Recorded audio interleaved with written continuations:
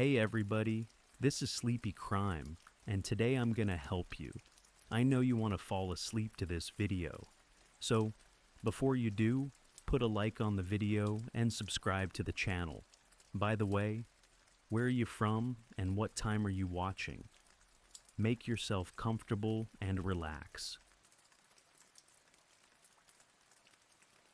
Anaya Haley Blanchard, born on June 22, 2000 in Birmingham, Alabama, was a 19-year-old student at Southern Union State Community College. She was studying early childhood education and had ambitions of becoming a teacher.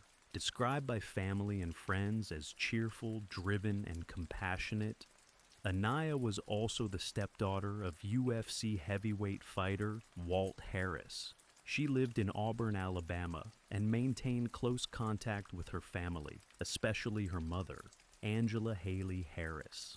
On the evening of October 23, 2019, Anaya communicated with her roommate, confirming she had returned home after a brief visit with a friend. Later that night, around 11:30 p.m., she left her apartment, reportedly to meet someone. She was last seen on surveillance footage at a Chevron gas station on South College Street in Auburn. The footage, time-stamped at approximately 11:40 p.m., showed Anaya entering the store, making a purchase, and then exiting. Nothing in the video suggested immediate danger. By the morning of October 24th, Anaya's family grew concerned when they couldn't reach her. Calls went unanswered, and messages remained undelivered. This was highly unusual for Anaya, who typically maintained regular contact. Her vehicle, a black 2017 Honda CR-V with an Alabama tag, was not at her residence.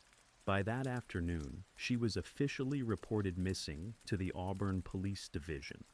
Initial inquiries led authorities to believe that her disappearance was out of character and potentially involuntary. As news of her disappearance spread, it sparked an immediate and widespread public interest. Social media campaigns were launched and digital flyers were distributed urging anyone with information to come forward. The search quickly extended beyond Auburn, as investigators suspected that Anaya had not vanished by her own volition.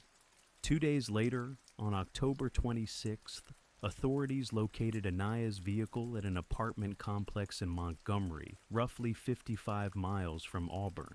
The car showed signs of damage.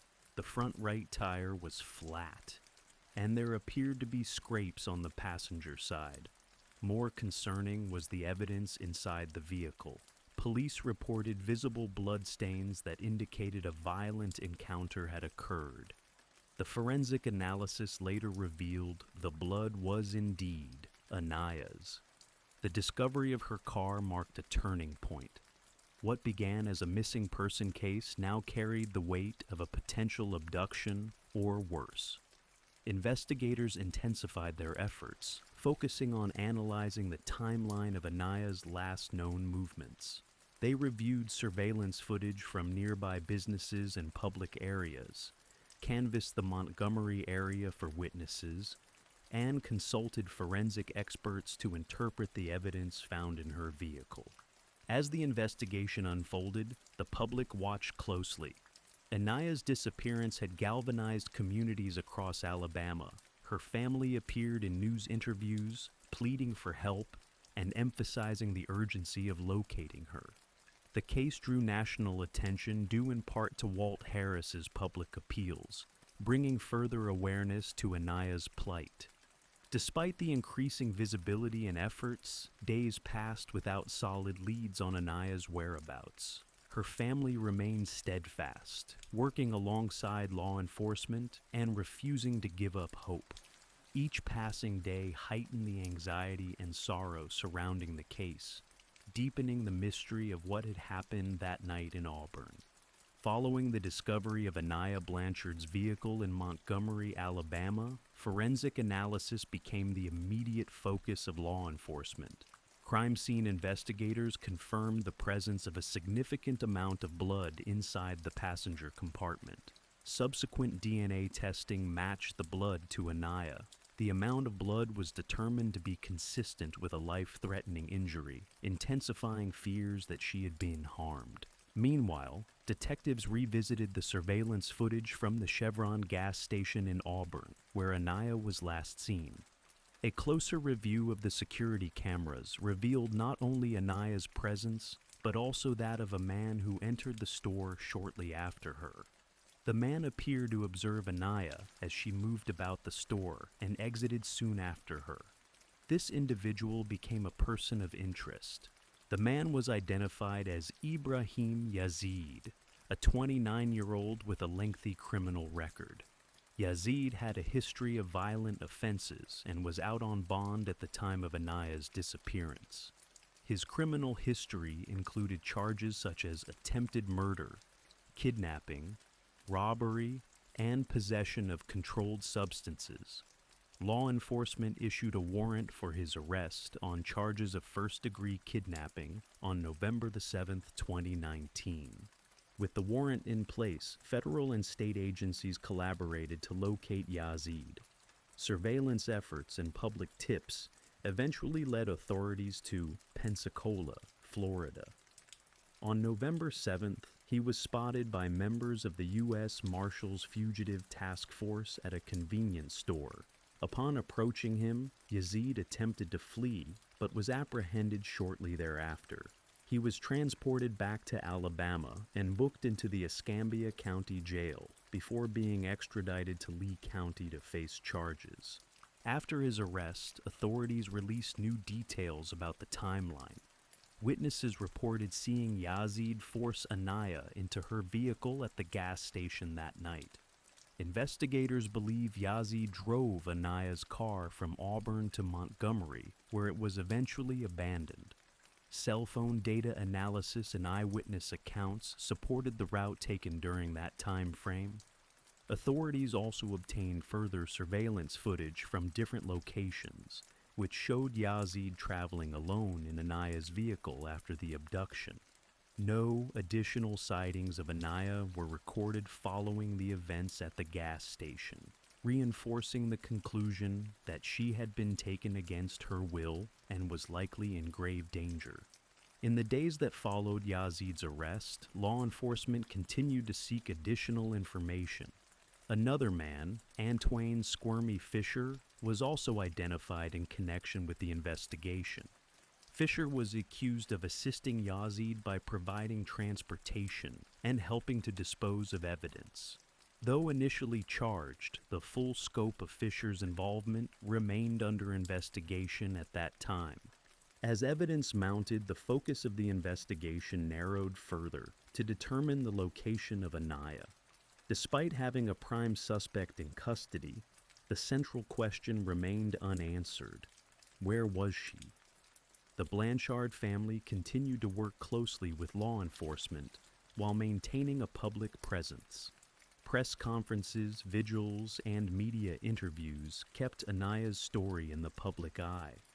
Her mother and stepfather frequently addressed the public, emphasizing their trust in the investigative process and pleading for any information that could lead to her recovery. Public pressure on the justice system also increased.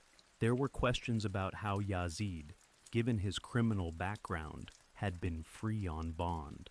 This scrutiny later played a role in legislative changes, but at the time, the focus remained on locating Anaya. As more details surfaced and the timeline became clearer, law enforcement believed they were closing in on answers. The investigation had shifted from a search to a recovery mission. Every clue uncovered led back to the moments after Anaya left that Chevron gas station, and to the man identified by witnesses and cameras, Ibrahim Yazid. With Ibrahim Yazid in custody, investigators intensified their efforts to uncover the full circumstances of Anaya Blanchard's disappearance. His arrest brought renewed momentum, but he remained uncooperative. Despite repeated attempts by law enforcement to interview him, Yazid refused to provide any information about Anaya's location or condition. In the days following his apprehension, additional evidence emerged that helped clarify aspects of the case. Forensic analysis of Anaya's Honda CR-V continued, revealing more biological material and signs of a violent struggle. Investigators believed the vehicle had been cleaned in an attempt to conceal evidence. However, key traces remain that further connected Yazid to the crime. Witness testimony also played a critical role. A man who claimed to have picked up Yazid from the area where Anaya's vehicle was found came forward. He told authorities that Yazid had been wearing bloody clothing and had confessed to harming a young woman. The witness alleged that Yazid had said the woman went for the gun and that he had to do it. The man reported that Yazid later asked to be dropped off in Montgomery, further linking him to the scene where Anaya's car had been discovered. As the investigation deepened, law enforcement officials executed multiple search warrants across Montgomery and surrounding counties.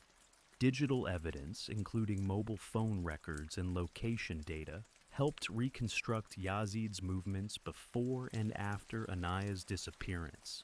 These data points aligned with witness accounts and surveillance footage, reinforcing the theory that Anaya had been abducted and possibly harmed shortly after leaving the gas station. Public interest in the case continued to grow.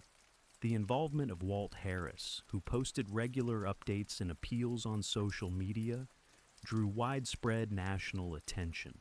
Prominent figures in the sports and entertainment communities voiced support, using their platforms to raise awareness. The hashtag #FindAnaya became a rallying cry for many seeking justice. As leads accumulated, the investigation expanded to include additional suspects. One of them was David Johnson Jr., who was charged with hindering prosecution.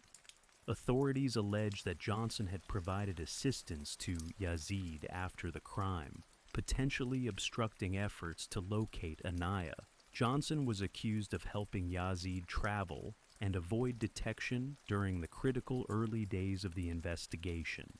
With mounting evidence, prosecutors filed formal charges of capital murder against Yazid based on the belief that Anaya had been killed during the course of a kidnapping. This decision marked a significant shift in the nature of the case, from a missing person investigation to a homicide inquiry. While Anaya had not yet been found, the volume and nature of the evidence pointed strongly toward foul play. The community response remained resolute. Prayer vigils were held in Anaya's honor, and reward money for information leading to her discovery reached over $100,000. Law enforcement urged anyone with even minor information to come forward, stressing that time was critical. Then, on November 25th, a major development occurred. Skeletal remains were discovered in a wooded area off County Road 2 in Macon County. The location was roughly 30 miles east of Montgomery and had been part of the broader search area. The Alabama Department of Forensic Sciences began analyzing the remains, and just 2 days later, on November 27th, they were positively identified as belonging to Anaya Haley Blanchard. The discovery of Anaya's body confirmed the worst fears of her family and community. Her remains were found in a remote area, partially concealed, consistent with an attempt to hide evidence. The medical examiner later determined that Anaya had died from a gunshot wound. The case, now officially classified as a murder, took on renewed urgency as prosecutors prepared to bring charges reflecting the gravity of the crime. In response, the charges against Yazid were updated to include capital murder during a kidnapping, and he was held without bond. Additional evidence was sealed by the court as the prosecution built its case. Prosecutors indicated they would seek the death penalty.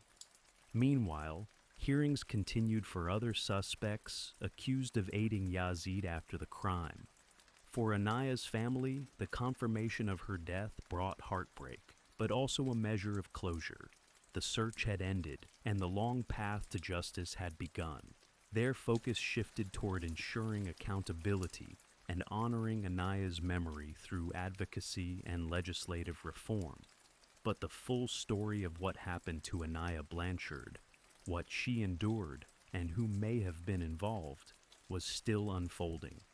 From the moment Anaya Blanchard was reported missing, the search for her became a massive undertaking involving multiple law enforcement agencies, community volunteers, and national media.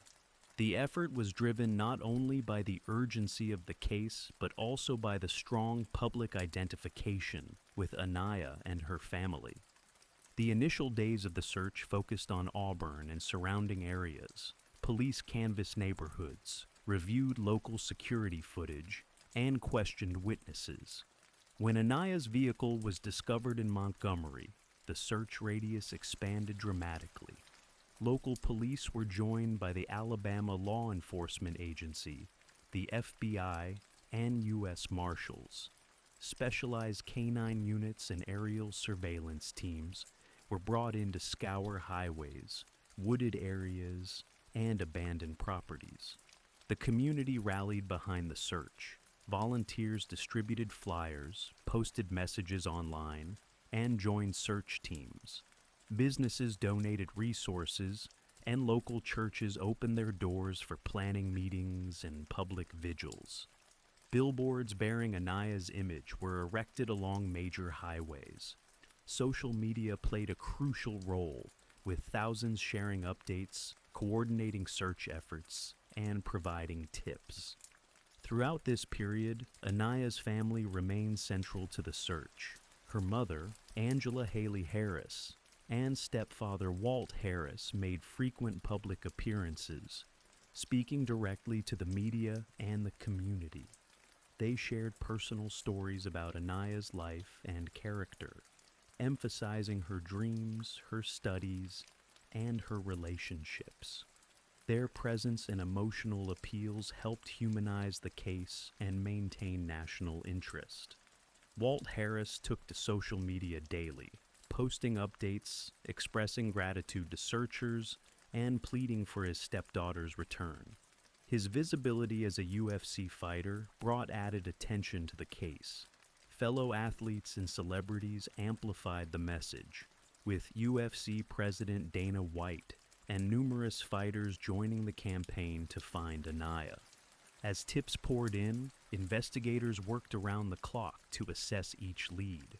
Search efforts targeted specific areas based on cell phone pings, eyewitness reports, and forensic evidence.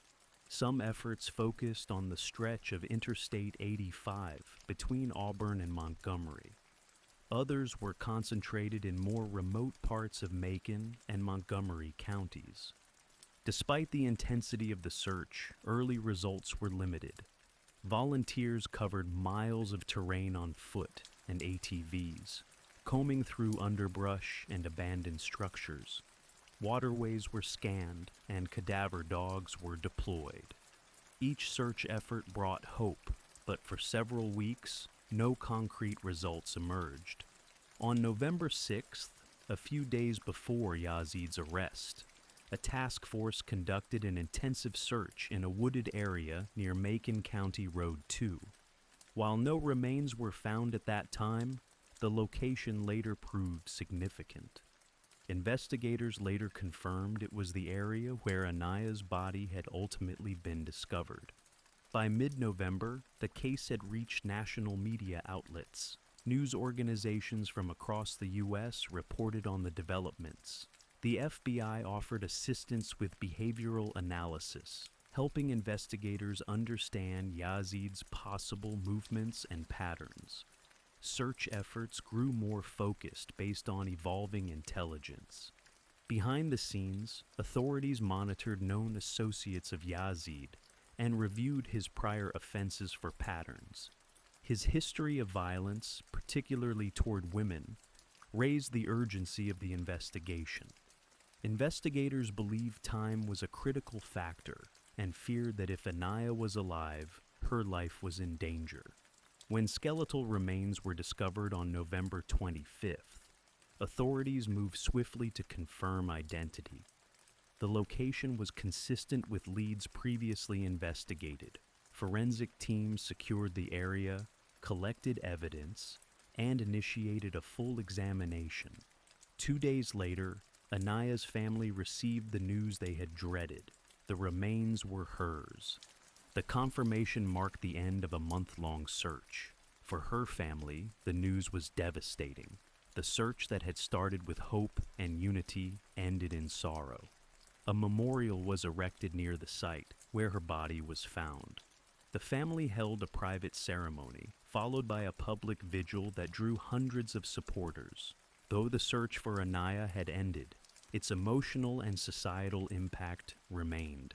The visibility of the case, the extent of community support, and the tragedy of her death prompted new discussions about safety, justice, and reform.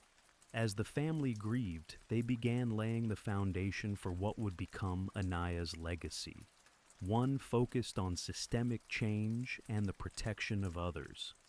The discovery of human remains in a wooded area off County Road 2 in Macon County on November 25th, 2019, marked the most somber development in the search for Anaya Blanchard. The site, situated approximately 30 miles east of Montgomery and not far from Interstate 85, had been among the areas previously investigated based on cell phone data and tip-offs. This time, however, the search concluded with definitive evidence. Investigators from the Alabama Department of Forensic Sciences were immediately dispatched to the location. The remains were found in a shallow grave-like depression in a secluded part of the forest. The condition of the remains indicated that they had been exposed to the elements for several weeks. Items found near the site, including fragments of clothing, contributed to the preliminary belief that the remains could be Anaya's. Over the next 2 days, forensic analysts worked urgently to confirm the identity. On November 27th, officials publicly announced that the remains had been positively identified as those of Anaya Haley Blanchard. Her family, already fearing the worst, was formally notified shortly before the public announcement. The cause of death was later confirmed to be a gunshot wound. News of the identification reverberated across the state. Vigils were held across multiple cities, and the outpouring of grief was widespread. Flags were lowered to half-staff in some areas, and a moment of silence was observed during Auburn University's football game. Online tributes poured in, with messages of support for the family and outrage directed toward the circumstances that led to her death. Following the discovery, prosecutors moved swiftly to amend the charges against Ibrahim Yazid. He was now formally charged with capital murder during a kidnapping. Prosecutors confirmed they would seek the death penalty. The charge carried weight not only due to the nature of the crime, but also because Yazid had been free on bond at the time of the incident, prompting intense public scrutiny. The fact that Yazid was out on bond despite facing charges for a separate violent offense sparked anger and confusion. At the time of Anaya's abduction, he had been awaiting trial in Montgomery County for a 2019 incident in which he was accused of severely beating a man and holding him against his will. Critics questioned the judicial decision to release him and called for changes to Alabama's bail laws. Lawmakers and legal experts began discussions that would later lead to the proposal of a constitutional amendment. The investigation into the disposal of Anaya's body and the surrounding events continued. Authorities examined whether others had assisted in transporting her remains or concealing the crime. Though charges against 2 additional individuals had been filed in connection to the case, law enforcement remained focused on building a conclusive timeline and prosecutable case. Anaya's funeral was held in early December in Homewood, Alabama. It was attended by hundreds of people, including family members, friends, classmates, and members of the law enforcement community. Her mother and stepfather gave emotional tributes, remembering her vibrant spirit, her plans for the future, and her impact on those around her. The memorial service emphasized both the pain of the loss and the resilience of the family. Anaya's story had become emblematic of broader concerns about violence, justice, and public safety. Her family vowed to turn their grief into action, advocating for legal reforms to ensure that others would not suffer similar fates. In the weeks following the funeral, prosecutors worked to prepare for pre-trial proceedings. Ibrahim Yazid remained in custody without bond. David Johnson Jr. and Antwain Fisher also faced charges related to hindering prosecution or assisting Yazid after the crime. Though the full legal process was expected to take years, the immediate priority was securing convictions. Meanwhile, the Blanchard family began working with lawmakers on a legislative proposal that would later become known as Anaya's Law. The law aimed to give judges greater discretion in denying bail to violent offenders. The idea stemmed directly from the circumstances of Anaya's murder and quickly gained support across party lines in Alabama. As the legal and legislative wheels began to turn, the emotional burden of the discovery lingered. For Anaya's family and those who had followed the case, the confirmation of her death provided closure, but not peace.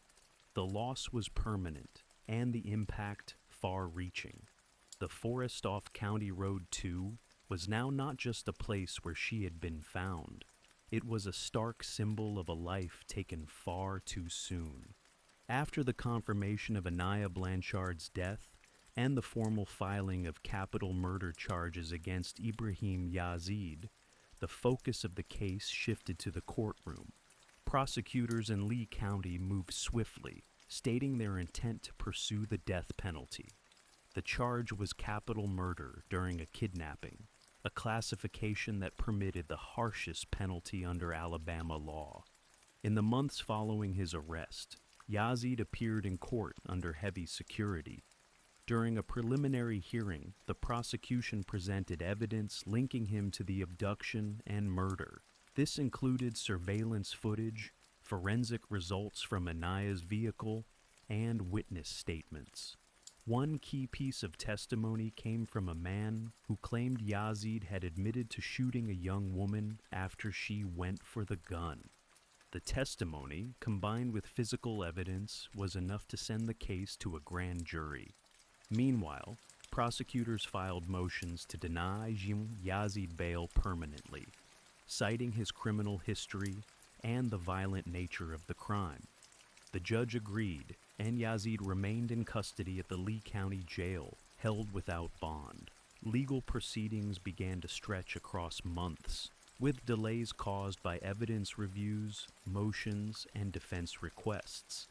COVID-19 precautions also played a role in slowing the court calendar in 2020 and 2021. Alongside the charges against Yazid, authorities pursued cases against two other individuals, Antwain Fisher and David Johnson Jr. Fisher was accused of assisting Yazid with transportation following the crime. Johnson faced a charge of hindering prosecution, with allegations that he misled investigators about Yazid's whereabouts. Though neither was charged with murder, both cases were viewed as part of the broader attempt to bring everyone involved to justice. Yazid's defense team challenged elements of the prosecution's case, seeking to suppress certain witness statements and questioning the admissibility of some forensic evidence. Multiple hearings were held to address these issues.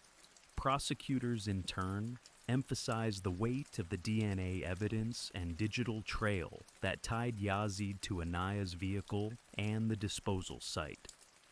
Outside the courtroom, the community remained deeply invested in the case. Public frustration was particularly strong over the fact that Yazid had been free on bond at the time of Anaya's murder.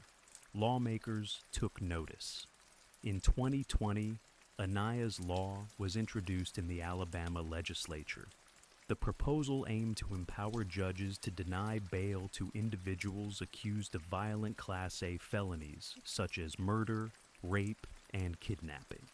The bill passed both legislative chambers with overwhelming support and received final approval in 2021.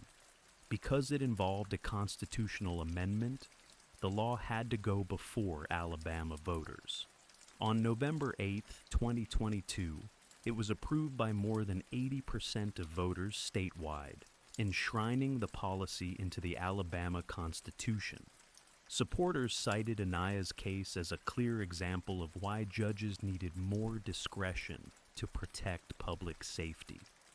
Back in Lee County, the legal process continued. In 2022, a judge ruled that the capital murder charge against Yazid would proceed to trial. Prosecutors reaffirmed their pursuit of the death penalty. Pre-trial discovery moved forward, with both sides examining thousands of pages of evidence, interview transcripts, and forensic reports. The judge imposed a gag order, restricting public comments by attorneys and family members. The trial date was initially set for 2023, but faced multiple postponements. Each delay was attributed to procedural matters, new evidence reviews, and logistical issues. Prosecutors argued that the complexity of the case, combined with the death penalty pursuit, required thorough preparation. Yazid's legal team continued filing motions, challenging aspects of the indictment, and requesting venue changes due to media coverage. Throughout the proceedings, Ania's family remained visible. Her mother and stepfather regularly attended hearings and continued to advocate for legal reform. They worked with victims' rights organizations and participated in public forums, highlighting both the emotional toll of the process and the need for systemic improvements. While Yazid remained the primary defendant, law enforcement kept working to confirm whether any additional individuals had aided him before, during, or after the crime. As of 2024, no new charges had been filed, though Johnson's and Fisher's cases remained active. Prosecutors made clear their intention to pursue all available leads until every responsible party had been held accountable. The legal journey was far from over, but each motion, hearing, and ruling marked a step toward justice. The process was deliberate and often slow, but for Ania's family, it was a necessary path to ensure that her story would not be forgotten, and that her death would not be in vain. In the aftermath of Ania Blanchard's murder, her name became synonymous with a movement for reform, remembrance, and justice. While her family mourned the devastating loss, they also resolved to ensure that her life and death would inspire meaningful change. What began as a tragic criminal case soon evolved into a statewide call to action, driven by community engagement and legislative advocacy.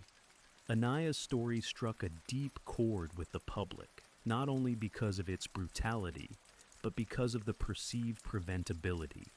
The fact that Ibrahim Yazid had been released on bond despite facing violent felony charges prompted widespread calls for bail reform. Her mother, Angela Haley Harris, and stepfather, Walt Harris, took on the role of public advocates, pushing for systemic changes that could prevent future tragedies.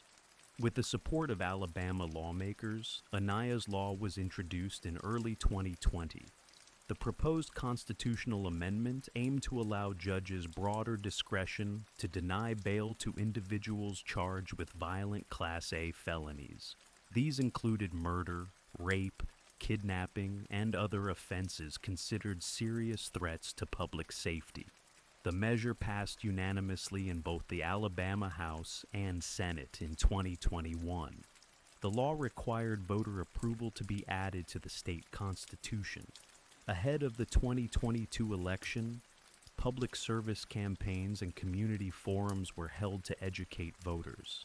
Anaya's parents spoke at schools, churches, and civic meetings, emphasizing the need to prioritize victim protection over procedural leniency. On November 8, 2022, Anaya's law passed with overwhelming public support. Over 80% of voters statewide approved the amendment. The passage of the law marked a rare moment of bipartisan consensus in Alabama politics and served as a defining legacy for Anaya's memory. It empowered judges to consider the full risk posed by a defendant before granting release, potentially saving future lives. For her family, it was a significant, though bittersweet, victory, an institutional change born from personal loss.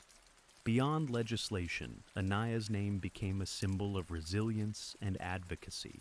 Her family established the Anaya Blanchard Foundation, dedicated to supporting families of missing persons, promoting public safety education, and advocating for policy change. The foundation hosted community outreach programs, partnered with law enforcement agencies, and sponsored youth development initiatives in Alabama.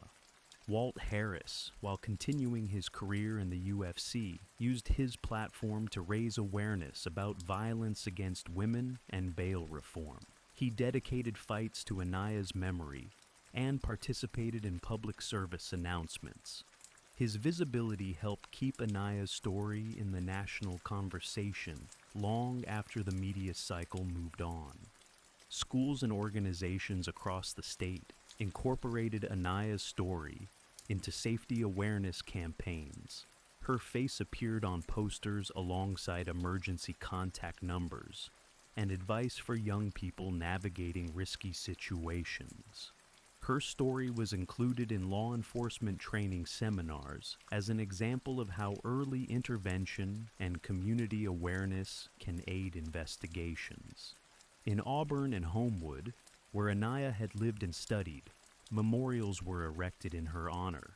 A mural featuring her image was painted on a community center wall.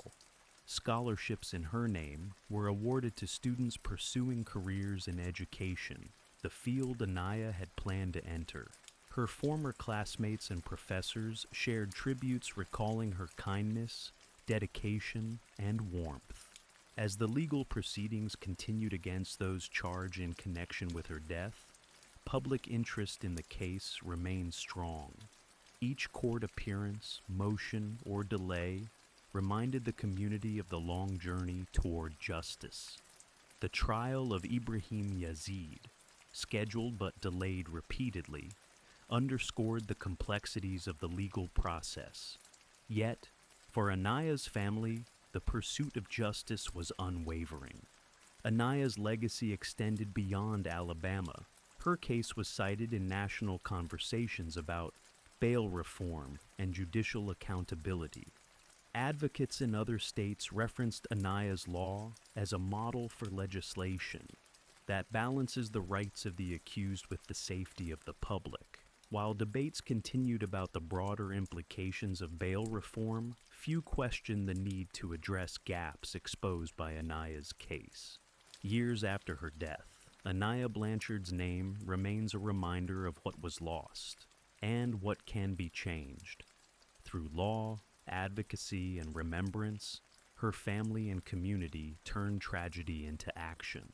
Though her life was cut short, her impact endures in the protections now afforded to others, the awareness raised, and the movement sparked in her name. On the morning of November 19th, 1988, the quiet suburban town of Hayward, California, stirred with the ordinary hum of a weekend beginning. Nestled within the East Bay, Hayward was a place where neighbors knew each other, where children often rode their bikes freely through the neighborhoods, and where an errand to the local corner store was a familiar and trusted ritual. That Saturday, 9-year-old Michaela Joy Garecht, an elementary school student at Hillview Crest Elementary, asked her mother if she could go to the nearby Rainbow Market with her best friend, Katrina Rodriguez.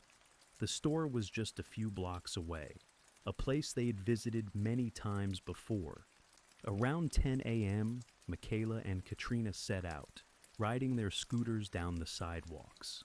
The Rainbow Market sat on Mission Boulevard, a modest neighborhood convenience store with an asphalt parking lot and a glass front, surrounded by rows of businesses that catered to the local community.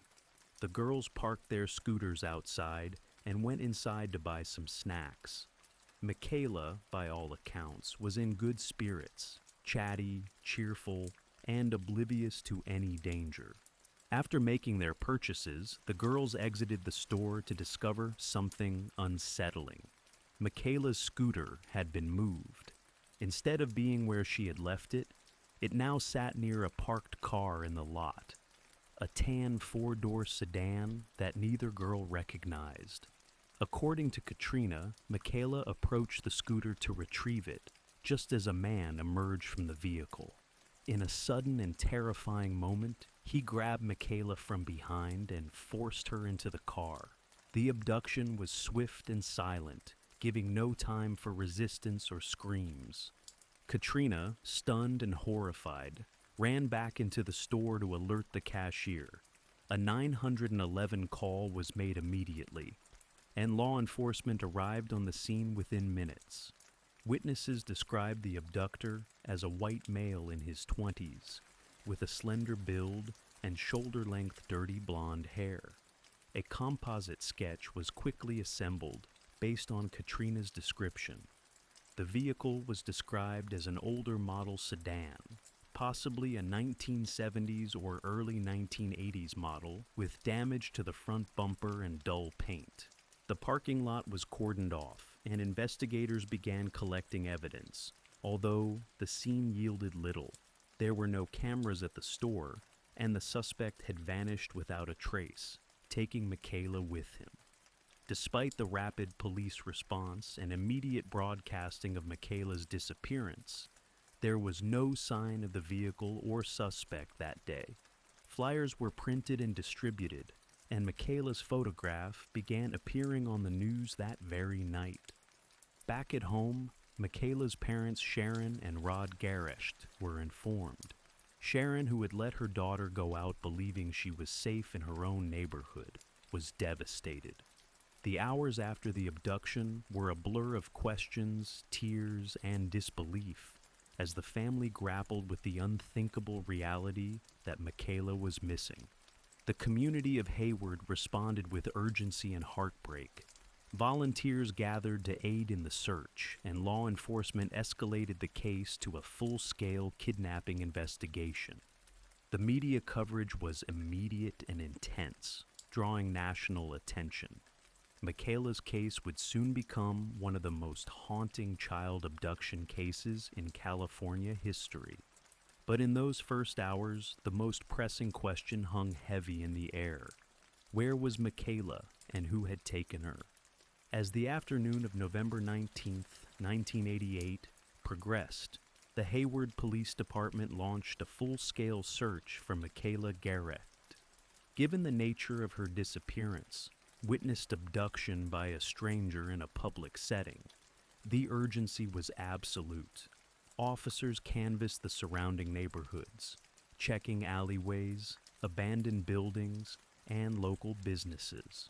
Roadblocks were set up to stop cars matching the suspect vehicle's description, and patrols extended to nearby cities in case the suspect fled the area. The media played a central role from the beginning. Local stations broadcast Michaela's photo, and her mother, Sharon, made early pleas to the public for help. The composite sketch of the abductor, based on Katrina's account, was distributed widely. It depicted a young white male with shoulder-length dirty blonde hair, a pockmarked or rough complexion, and sunken eyes. Witnesses recalled the vehicle as a battered tan sedan, possibly a 1976 to 1978 Honda Civic or similar model. The investigation intensified. FBI agents joined the local task force, bringing their resources and child abduction expertise. Agents and officers went door to door, asking residents if they had seen anything unusual. Businesses along Mission Boulevard were checked for possible surveillance footage, but most either lacked cameras or didn't have relevant footage. The Rainbow Market parking lot became the focal point of forensic activity. Investigators dusted for fingerprints on Michaela's scooter and the surrounding area. The scooter, an integral piece of evidence, was collected and analyzed for trace materials. Despite the thoroughness, results were inconclusive at the time. The technology available in 1988 was limited. DNA testing was in its infancy, and fingerprint matching systems were not computerized as they are today. Search efforts continued through the weekend. Law enforcement utilized helicopters, K-9 units, and mounted patrols.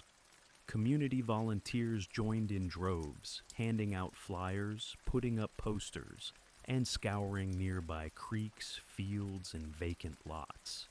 Vigilantism, too, stirred among some members of the community. Residents began watching unfamiliar vehicles, following leads of their own, and calling in tips based on the composite sketch. The early days of the investigation produced a flood of tips. Some claimed to have seen the tan car in other parts of Hayward or neighboring cities. Others reported suspicious individuals who resembled the sketch. Every lead was tracked, but none produced Michaela or identified the suspect. By the end of the first week, Michaela's disappearance had reached national media. Major networks aired segments on the case, and child abduction organizations added Michaela to their lists of priority alerts. The National Center for Missing and Exploited Children issued bulletins, and Michaela's face began to appear on billboards, flyers, and even milk cartons. Despite the surge of attention, tangible progress proved elusive. The sketch generated recognition, but it did not lead to a viable suspect. The tan car remained unlocated, and no physical evidence surfaced that pointed to Michaela's whereabouts. Investigators explored potential motives but lacked a criminal profile of the abductor. He had struck in daylight with witnesses nearby and disappeared almost instantly, a combination that suggested premeditation and experience. As days turned into weeks, the investigation continued but slowed. Leads diminished and public attention began to shift. Yet for Michaela's family and the investigators, the urgency never faded. Detectives remained assigned to the case full time, and the public was urged not to forget. Michaela's abduction had transformed from a terrifying moment into a persistent, agonizing mystery. For every day that passed, her photo remained in police departments and on community bulletin boards, a symbol of hope, loss, and a question that still had no answer. In the months and years that followed Michaela Garrick's abduction, the investigation became one of the most extensive child kidnapping cases in California history. Law enforcement logged thousands of tips, each one examined in the hope it might break the case. Flyers bearing Michaela's photo, blonde hair, hazel eyes, a bright smile, remained posted in post offices, schools, and public buildings across the state. By 1989, the Hayward Police Department had created a dedicated task force to manage the overwhelming volume of information. Leads came from all over the country. Some tips described girls resembling Michaela, seen with unknown men in shopping malls or along highways. Others suggested she might have been taken across state lines or even out of the country. The FBI pursued these interstate leads, coordinating with local agencies and international authorities. Psychics occasionally came forward, offering visions and locations. Though law enforcement did not rely on such claims, in desperate times, even implausible leads were followed.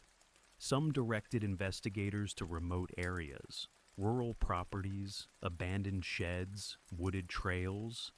None yielded results. Ground searches were often carried out with volunteers, sometimes with dogs trained to detect human remains. These efforts, though well-meaning and thorough, brought no closure. Over time, technology evolved. In the 1990s, databases became more centralized. Michaela's information was entered into the FBI's National Crime Information Center, NCIC, and the Violent Criminal Apprehension Program, VICAP. Detectives re-examined evidence, hoping improved forensics might yield new clues. Michaela's scooter, held in evidence since the day of the abduction, remained a potential source of prints or trace DNA. Yet, tests were inconclusive for decades. As Michaela would have grown older, age progression images were created by forensic artists. These composites, released periodically, showed what Michaela might look like as a teenager and later as a young adult. These images circulated widely, renewing media attention each time. Her case was profiled on programs like America's Most Wanted and Unsolved Mysteries, which prompted waves of new tips. Despite every effort, the case remained unsolved. Detectives retired or were reassigned, but the file stayed active. Michaela's mother, Sharon, became a steadfast public advocate for missing children, launching a blog and speaking regularly at events. Her presence kept Michaela's case visible. She documented every development and used her platform to remind the public that her daughter was not forgotten. In 2009, 2 decades after the abduction, the Hayward Police Department renewed public appeals, requesting any forgotten memories or untapped information. Cold case specialists reviewed old evidence with fresh eyes. New testing methods allowed police to retest items collected at the scene, including prints lifted from Michaela's scooter. The hope was that technological advances might reveal a match not previously possible. But with every promising avenue, there came disappointment.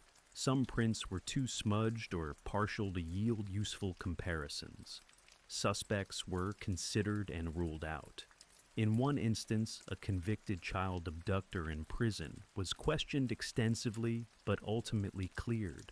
Michaela's case file thickened with reports, yet the core question remained unsolved. Who had taken her? The weight of the unsolved case was felt deeply in Hayward and beyond. For families of missing children, Michaela's story symbolized both tragedy and the persistent possibility of answers. Investigators marked anniversaries quietly, always reviewing what had been missed. The case, while cold, was never closed. For decades, her name remained on missing children registries, and her image endured.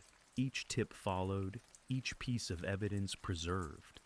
Michaela's disappearance had become more than a local incident. It was now a national enigma, a long shadow over a bright life stolen in an instant. By the late 2000s, the Michaela Garrick case remained stubbornly unresolved. Each year, investigators revisited the evidence, exploring new theories and re-examining old ones. Among the many possibilities considered were high-profile suspects and criminal patterns that bore eerie similarities to Michaela's case. Some generated intense media interest, only to be ruled out after thorough review. One such lead came in the form of the Speed Freak Killers, Lauren Herzog and Wesley Sherman, a duo responsible for a series of murders across California's Central Valley during the 1980s and 1990s. In 2012, Sherman, from Death Row, drew maps for investigators, pointing to well sites and rural burial grounds. Human remains were discovered, and hopes surged that among them might be Michaela's. Forensic anthropologists and crime lab experts began the painstaking process of identifying the remains. The FBI's Evidence Response Team, in coordination with the San Joaquin County Sheriff's Office, examined bones and personal items recovered from the sites. Michaela's mother waited in anguished silence, but the DNA testing eventually concluded that none of the remains matched Michaela. The Speed Freak killer's connection was further weakened when timelines and victim profiles were scrutinized. Michaela's abduction had occurred outside the area where the duo typically operated, and their known methods did not match the brazen daylight kidnapping that took place in Hayward. Despite early suspicion, law enforcement officially stated there was no conclusive link between Michaela's disappearance and the serial killers. Another lead involved a Nevada-based man who had a history of abducting young girls. He bore a resemblance to the composite sketch released in 1988 and had driven a vehicle similar to the tan sedan described. Investigators interviewed the man and secured warrants to search his properties. After exhaustive examination, he was eliminated as a suspect due to a lack of evidence placing him in Hayward at the time. Over the years, several individuals came under scrutiny because they were incarcerated for other child-related crimes. Their names surfaced through background checks, tip-line calls, or forensic database searches. Some confessed to unrelated crimes while denying involvement in Michaela's case. Others were subjects of false confessions, statements made under pressure or for unclear motivations that later proved fabricated. The investigative team also pursued the possibility that Michaela had been abducted for human trafficking purposes. Although there was no direct evidence pointing in that direction, the theory was explored due to the international nature of such operations. Law enforcement agencies extended their inquiries abroad, checking with Interpol and following up on reports of American girls spotted in Central America and Asia. None of these investigations yielded a positive match. In several cases, skeletal remains found in other states prompted speculation. One such case involved bones located in Arizona and another in Oregon. Facial reconstruction and forensic analysis were conducted, but all were ruled out as being Michaela's. The consistent failure to connect her case with unidentified remains was a reminder of how few definitive traces she had left behind. The composite sketch, long a central image in the case, was revisited as well. Forensic artists created updated versions and computerized age progression images of the suspect, hoping that modern renderings might jog memories. While hundreds of people contacted law enforcement claiming to know someone who looked similar, none of those tips led to an arrest or credible identification. Despite the false leads and closed paths, the dedication of the investigators did not waver. The Hayward Police Department, though limited in size and resources, continued to commit personnel and time to Michaela's case. Cold case units from other jurisdictions offered their support. Advances in technology, particularly in DNA processing and fingerprint matching, ensured the evidence would remain viable. As the years passed, public interest would peak and wane. Yet each false lead renewed the ache of uncertainty for Michaela's family and the frustration for those tasked with finding her. Hope persisted, but so did the silence. The long absence of answers, despite the many paths explored, remained one of the case's defining features. In December 2020, after more than 3 decades of relentless investigation, a significant breakthrough occurred in the case of Michaela Garrecht's abduction. The Hayward Police Department announced the arrest of 59-year-old David Mish, who was charged with the kidnapping and murder of the 9-year-old girl. This development marked a pivotal moment in a case that had haunted the community since 1988. The key to this breakthrough was the re-examination of physical evidence collected at the time of Michaela's disappearance.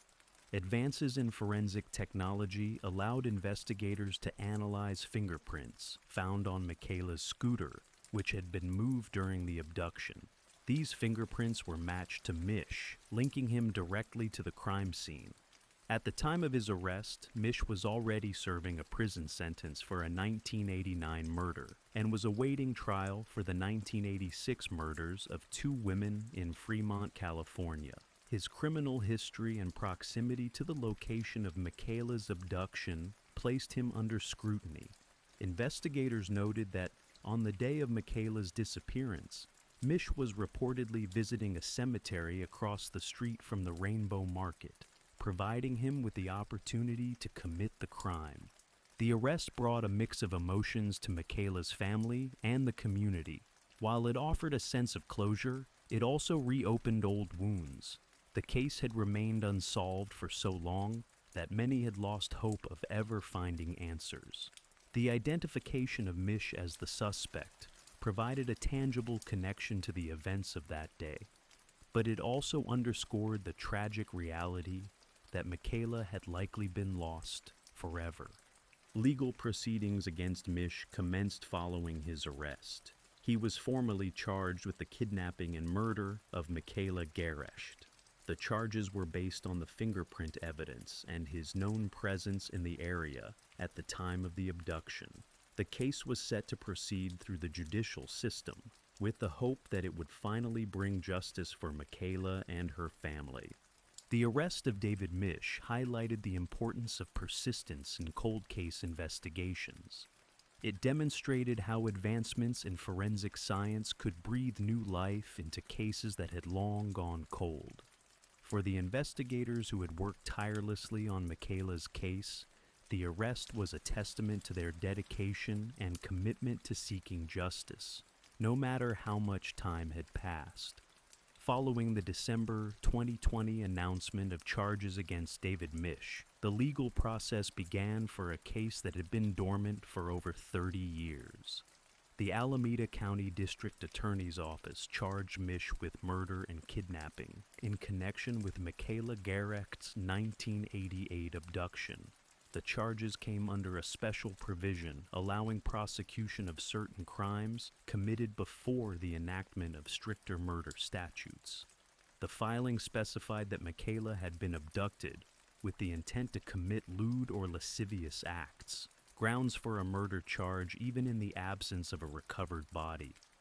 Mish remained incarcerated at Santa Rita Jail, where he had been awaiting trial for the 1986 double homicide of Michelle Xavier and Jennifer Dewey.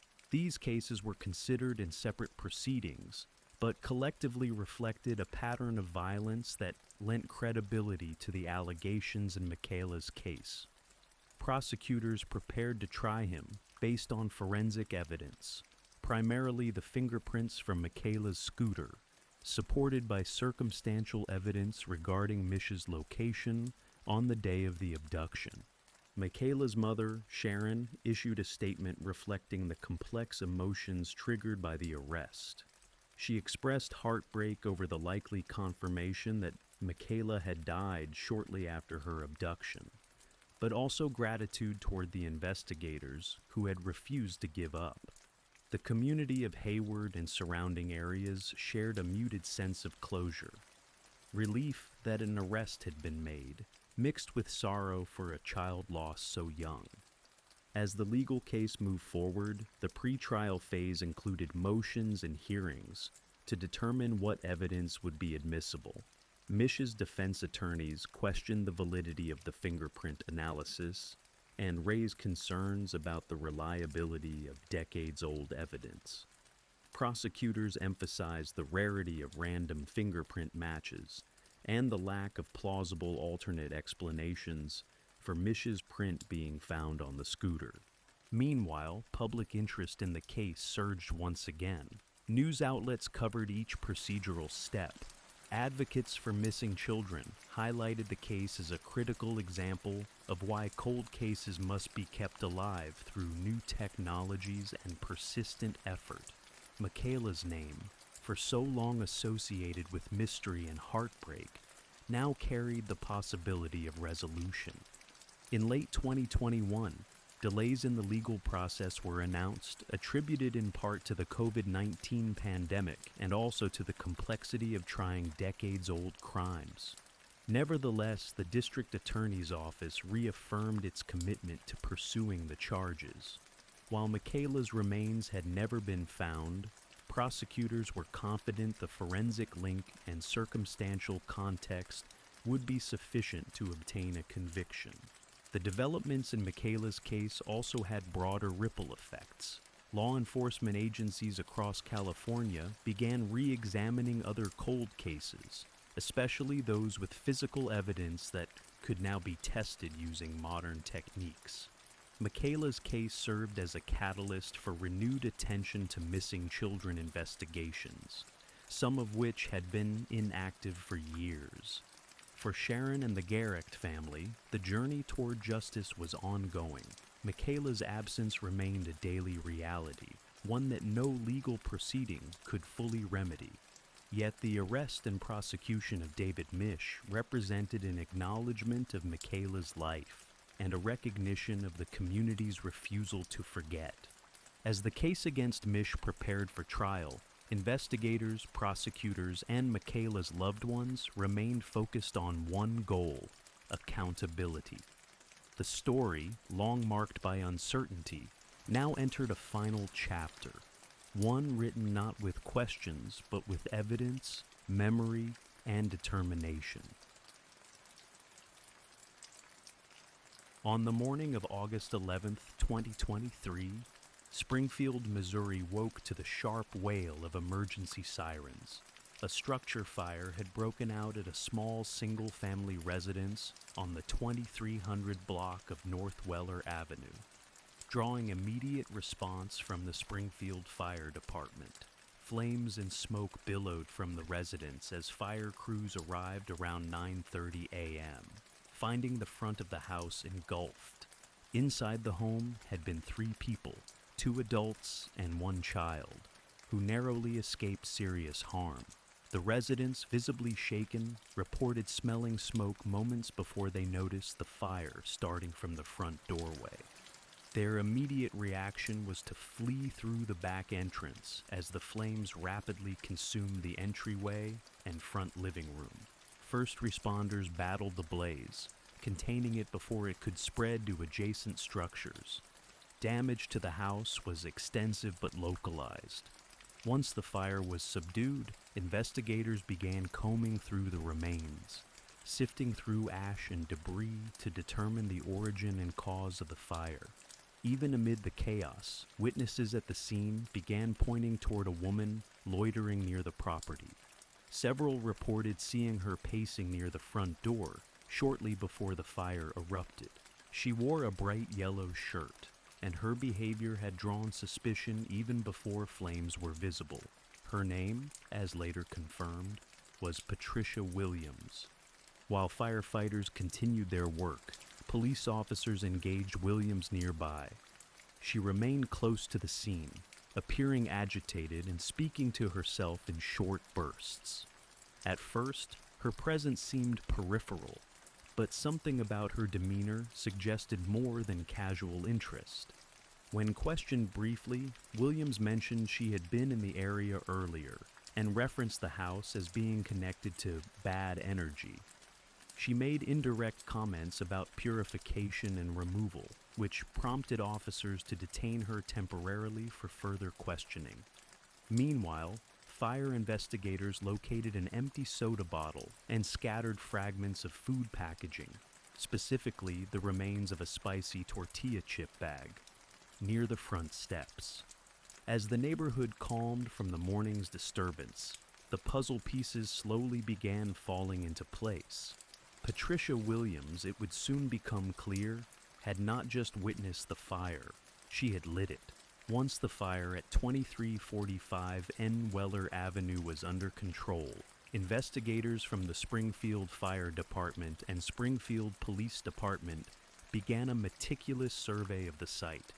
The first objective was to determine the fire's point of origin. According to the residents, the fire had started near the front door. That matched initial observations from fire crews, who had encountered the heaviest flame activity in that area.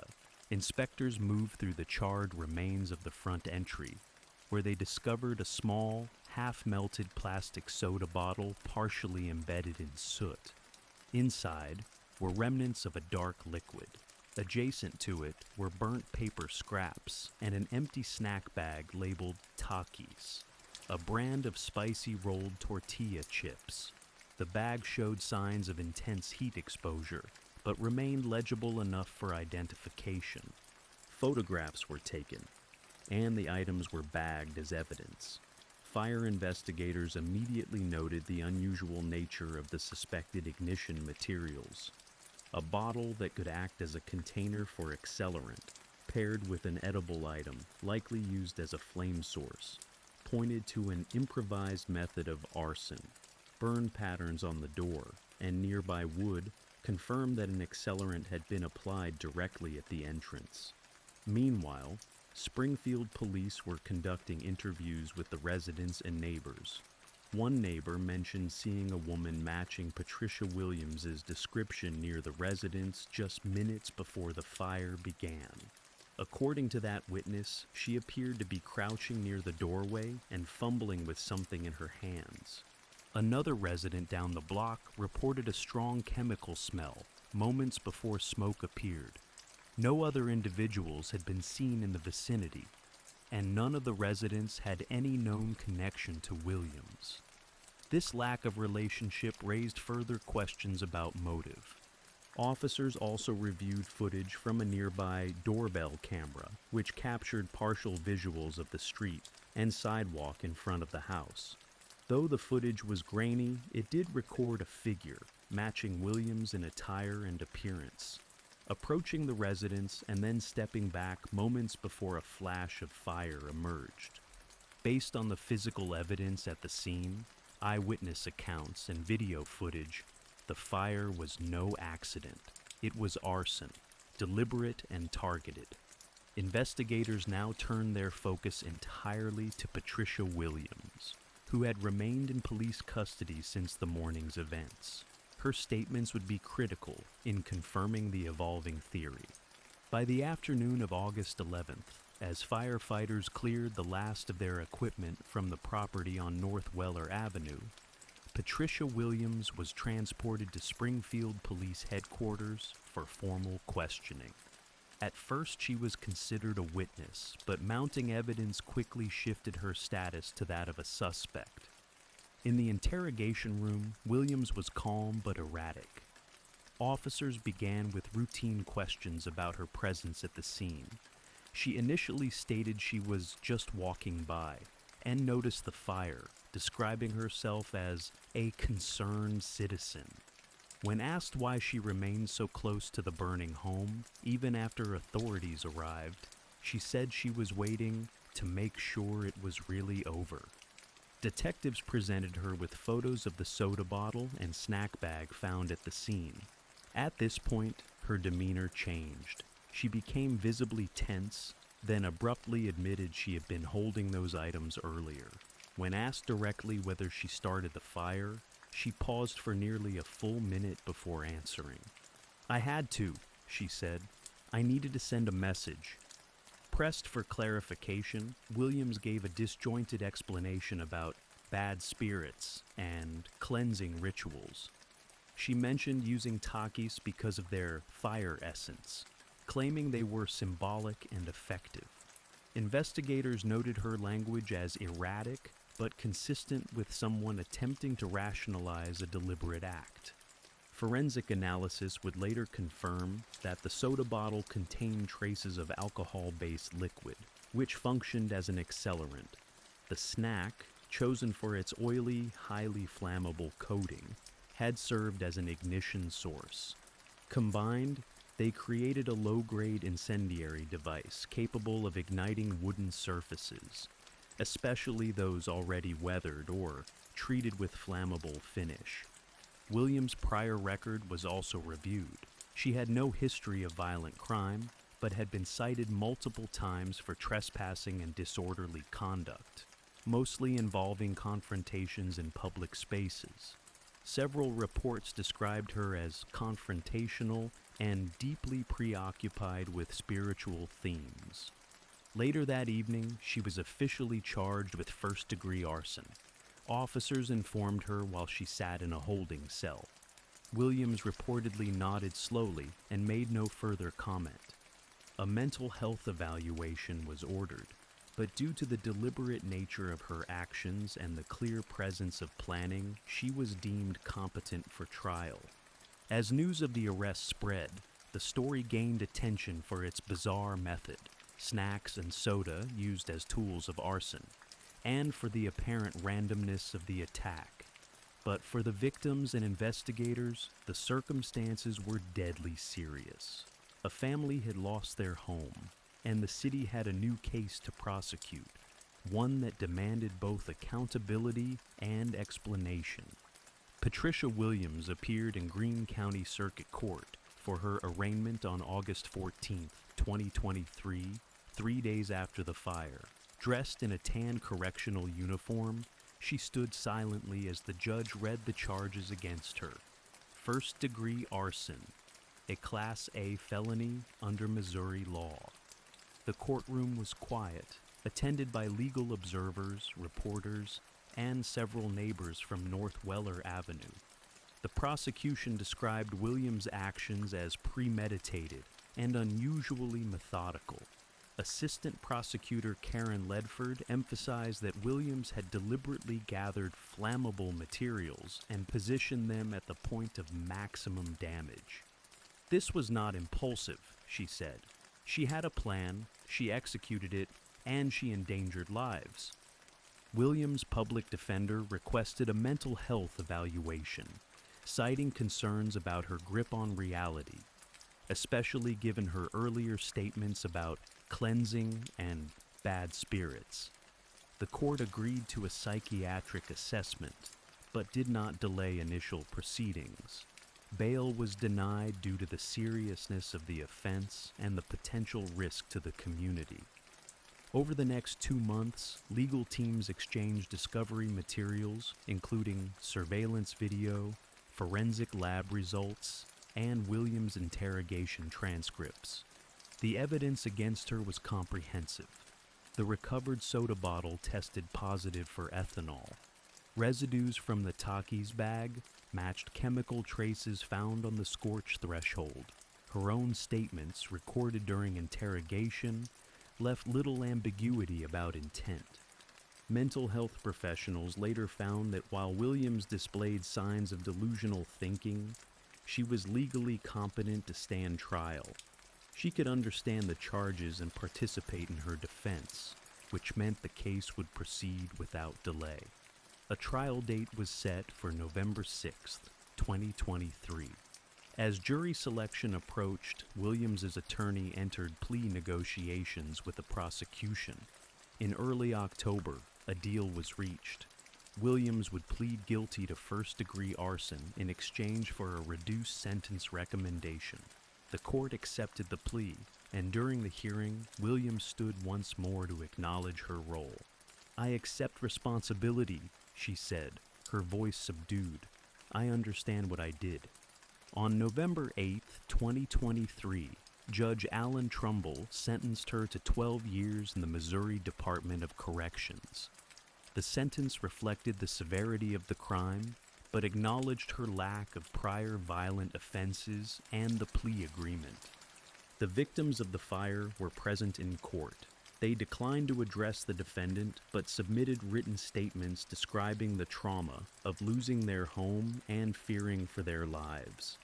The judge entered those statements into the official record, noting their emotional gravity. With sentencing concluded, Williams was remanded to state custody. Her transfer to a correctional facility was scheduled for the following week. For the legal system, the case had been closed efficiently, but for those affected, the consequences would linger. In the weeks following Patricia Williams' sentencing, the charred remains of the house on North Weller Avenue stood as a stark reminder of the fire's swift destruction. Contractors soon arrived to clear the wreckage, but for the displaced family, recovery extended far beyond removing debris. They had lost not just physical possessions, but also a sense of safety. Temporary housing was arranged through local assistance programs. Community members provided clothing, furniture, and school supplies for the family's young child. A local nonprofit helped coordinate donations, and the family issued a brief statement expressing gratitude for the support and relief that no lives had been lost.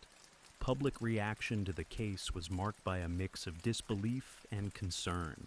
News outlets highlighted the unusual method of ignition, snacks and soda used in a calculated act of arson.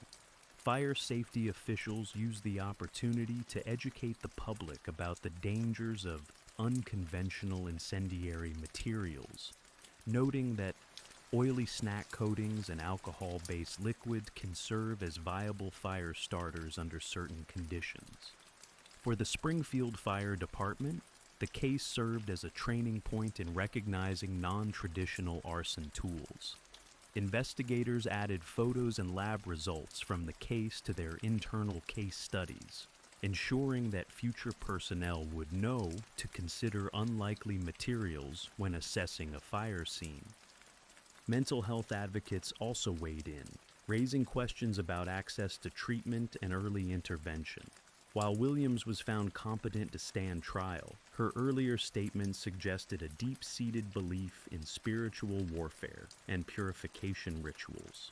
Several local organizations renewed calls for increased funding to crisis intervention programs and mobile outreach units, particularly those serving individuals with untreated psychiatric conditions. Williams herself began serving her sentence at the Women's Eastern Reception, Diagnostic and Correctional Center. There, she would undergo standard intake procedures, including psychological evaluation and security classification.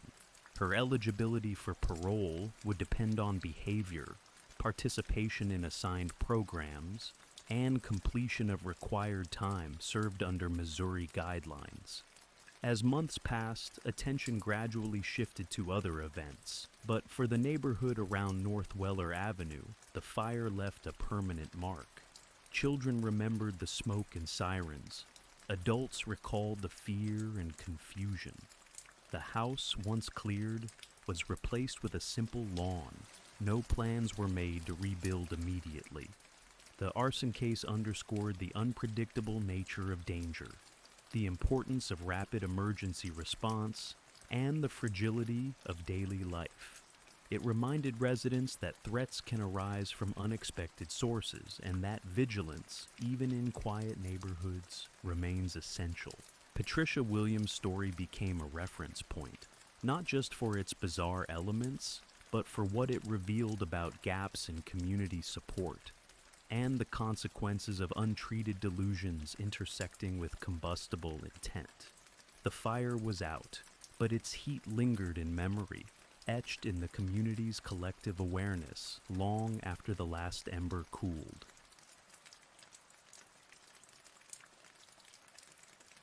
Beverly Rose Potts was 10 years old in the summer of 1951. A small, curious girl with light brown hair and gray-green eyes. She lived with her parents, Elizabeth and Robert Potts, in a modest home on Linnet Avenue in Cleveland, Ohio. An only child, Beverly had a shy but inquisitive demeanor. Her neighborhood in the city's west side was a close-knit working-class community where children played freely in the streets and families knew one another by name. August 24th, 1951, was a warm Friday evening. It was the final day of the Showagon, a city-sponsored summer performance series for children held in Halloran Park, just a short walk from the Potts residence. The outdoor stage performances were popular, and Beverly had attended previous shows earlier that summer. On this particular day, the event held special appeal. It was the final performance of the season, and many local children planned to attend. Beverly initially asked her mother if she could go alone, but Elizabeth Potts refused. It wasn't until Beverly's friend Patricia Swing, who lived nearby, said she would also be going that Beverly's parents relented. The two girls walked to the park together just before 6 p.m.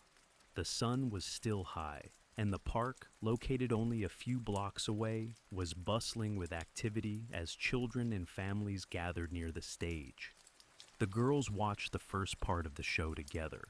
Around 8 p.m., Patricia informed Beverly she was heading home.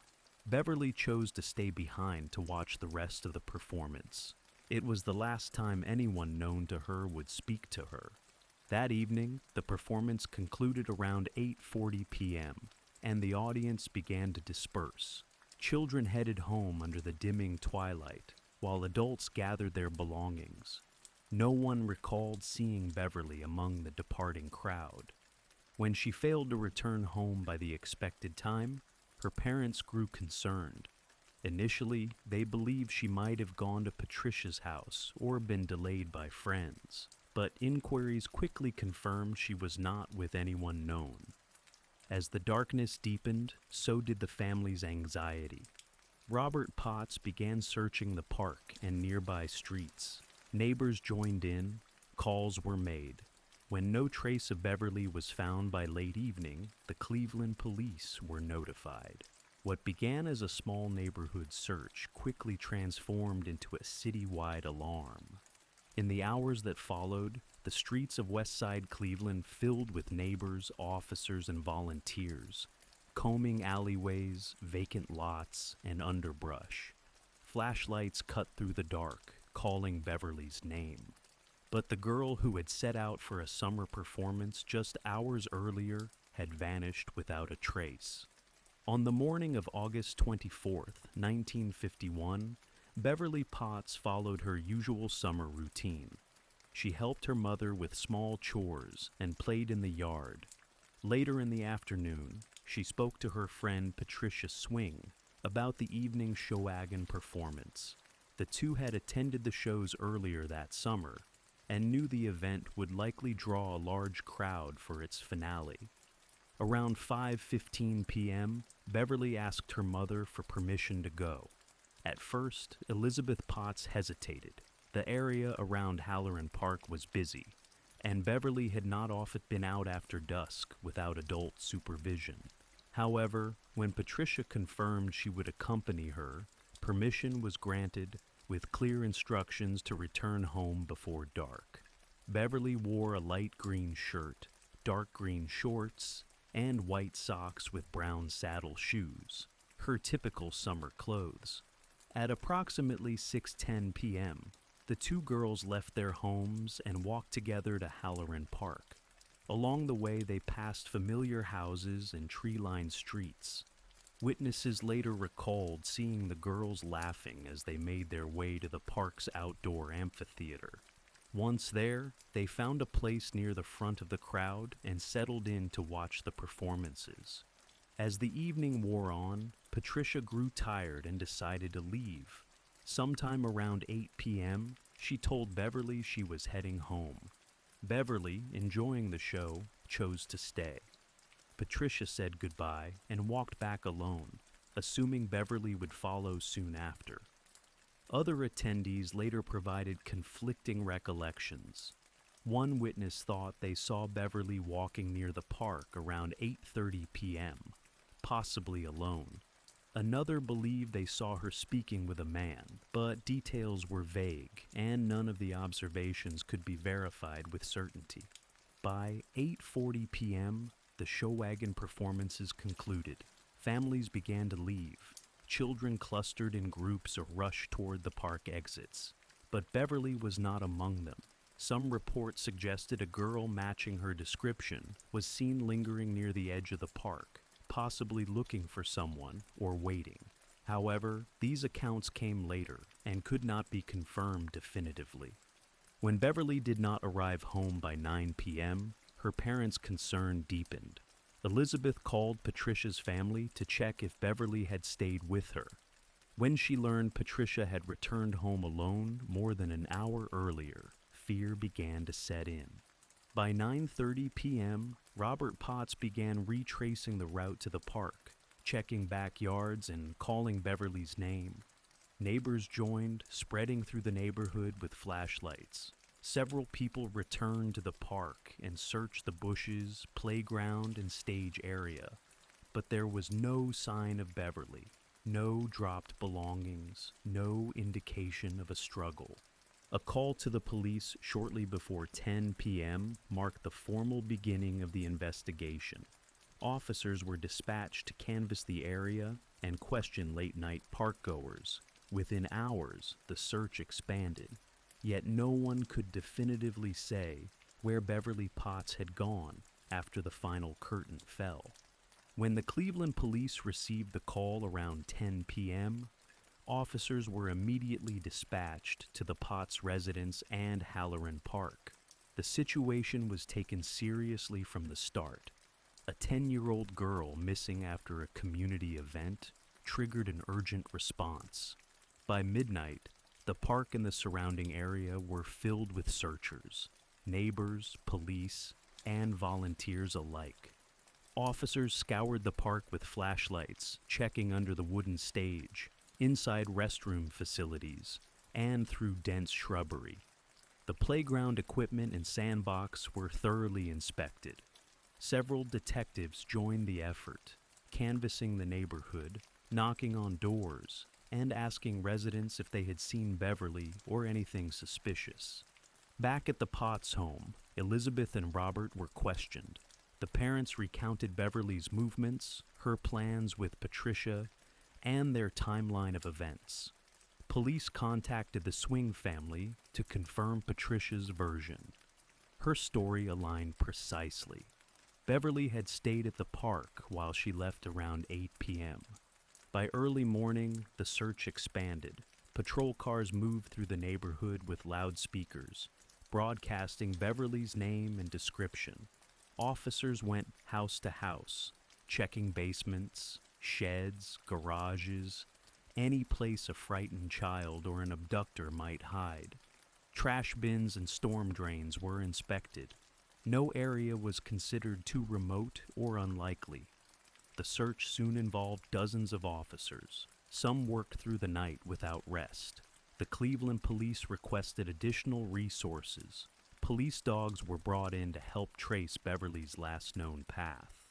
They were led to the park and retraced the route she might have taken. However, the dogs could not identify a definitive trail beyond the performance area.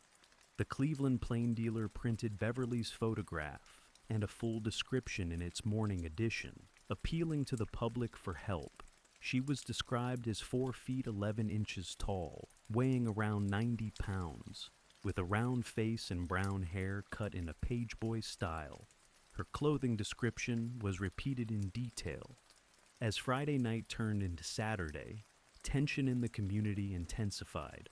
Hundreds of people joined the search. Teens, off-duty workers, and church groups combed fields, wooded areas, and abandoned buildings. Despite the effort, no clues emerged. No shoe, hair ribbon, or broken item to suggest what had happened. By Saturday afternoon, police set up a command post at the park. Detectives were assigned to different leads. Officers re-interviewed witnesses from the Shawagin performance, hoping to identify anyone who may have left around the same time as Beverly. Still, no clear pattern emerged. The sheer lack of evidence was disorienting. There were no reports of screams or struggles, no signs of Beverly running or calling for help. Police theorized she may have been lured by someone she knew or trusted, someone who aroused no alarm when she left the park with them. As day turned into night again, the fear among Cleveland residents deepened. A child had vanished in plain sight, and the city was now caught in the grip of a mystery that offered no immediate answers. By Sunday morning, August 26th, the search for Beverly Potts had entered its third day. Despite exhaustive efforts, no significant leads had emerged. The Cleveland police broadened the scope of their investigation, extending well beyond the immediate neighborhood. Radio broadcasts, newspaper bulletins, and police teletype alerts carried her description throughout Ohio and into neighboring states. Detectives now considered the possibility that Beverly had been taken out of the area. Investigators reviewed records of known sex offenders and recent parolees in Cleveland and nearby cities. Officers were assigned to question individuals with prior offenses involving children, particularly those with access to vehicles. Detectives combed through reports of suspicious activity near the park during the week leading up to Beverly's disappearance. Several tips came in, but most failed to produce useful information. The community's response was overwhelming. Civic groups offered rewards, and local businesses contributed to a fund that quickly grew to over $3,000, a considerable sum for the time. Flyers featuring Beverly's photo were printed and distributed across Cleveland, placed in shop windows, posted at gas stations, and handed out at churches and schools. A hotline was established to take in tips, and calls began pouring in. Police officers interviewed over 1,000 individuals in the first week. They checked all city buses operating near Halloran Park on the night of the disappearance. Bus drivers were questioned, routes reviewed, and schedules cross-checked to see if Beverly might have boarded a vehicle or been seen with an adult. Nothing conclusive emerged. Detectives consulted with child psychologists and experts in abduction behavior. Some theorized that Beverly, a cautious child, would not have gone willingly with a stranger unless she had been tricked or forced. Others believed she may have recognized someone she knew and trusted, possibly an adult in the neighborhood or a family acquaintance. Meanwhile, the press continued to cover the case intensively. Daily articles tracked the search, profiled the Potts family, and recounted Beverly's last known moments. The public's emotional investment grew. Parents became more vigilant. Children were kept closer to home. Halloran Park, once a center of summer joy, now evoked an atmosphere of unease. Detectives received multiple reports of children being approached by strangers in the weeks following the disappearance. Some were confirmed as misunderstandings. Others prompted further investigation. One particularly promising lead involved a man seen talking to a girl, matching Beverly's description, at a bus stop a mile from the park. However, the man was never identified, and the sighting remained unverified. Despite hundreds of interviews, extensive searches, and growing public involvement, the investigation faced a mounting frustration. Beverly had left behind no trace. No personal belongings, no physical evidence, no clear witness account. Each passing day widened the distance between that summer evening and the answers her family and city desperately sought. As days turned into weeks, the disappearance of Beverly Potts remained the most talked about case in Cleveland. With no physical evidence and few reliable witnesses, investigators were forced to consider a broad range of theories. Some leads pointed toward strangers, others suggested someone familiar to Beverly may have been involved. Police explored both possibilities. One theory held that Beverly had been abducted by a passerby at the park. Given the size of the crowd and the early evening hour, detectives questioned whether an abduction could occur without anyone noticing. Still, it remained plausible that someone had enticed Beverly away with a false promise, perhaps offering a ride home or the chance to see something interesting. Witnesses later described a man loitering near the edge of the crowd, but none could offer a consistent description. Investigators released composite sketches based on these varying accounts, but no viable suspects emerged.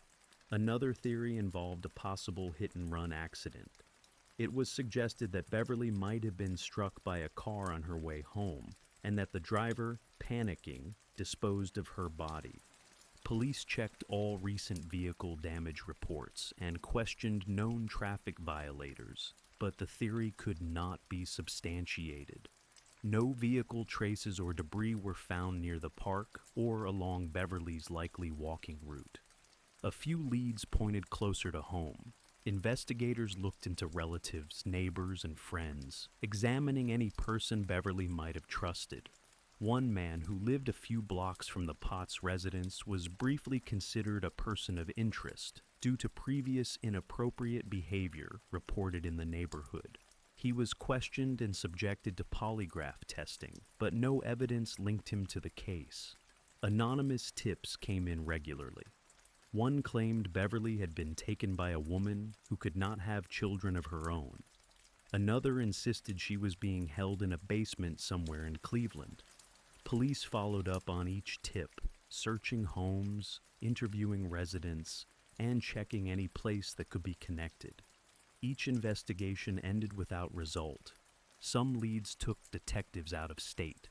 A report from Indiana described a girl matching Beverly's description, seen with an older man at a bus terminal.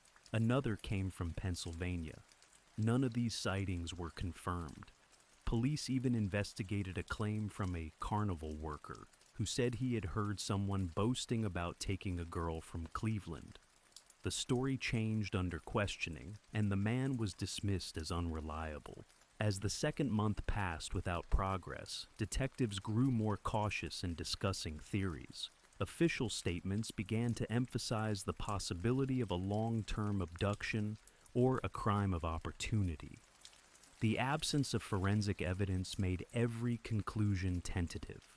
Despite hundreds of hours invested in interviews and field work, the mystery of what happened to Beverly Potts remained unsolved. In the months and years following Beverly Potts' disappearance, investigators encountered a series of confessions, suspicious individuals, and leads that revived interest, but ultimately failed to provide closure. The Cleveland police, under immense public pressure, pursued each development, hoping one might finally answer the question of what happened that August night. One of the earliest suspects was a local man known for approaching young girls in the neighborhood.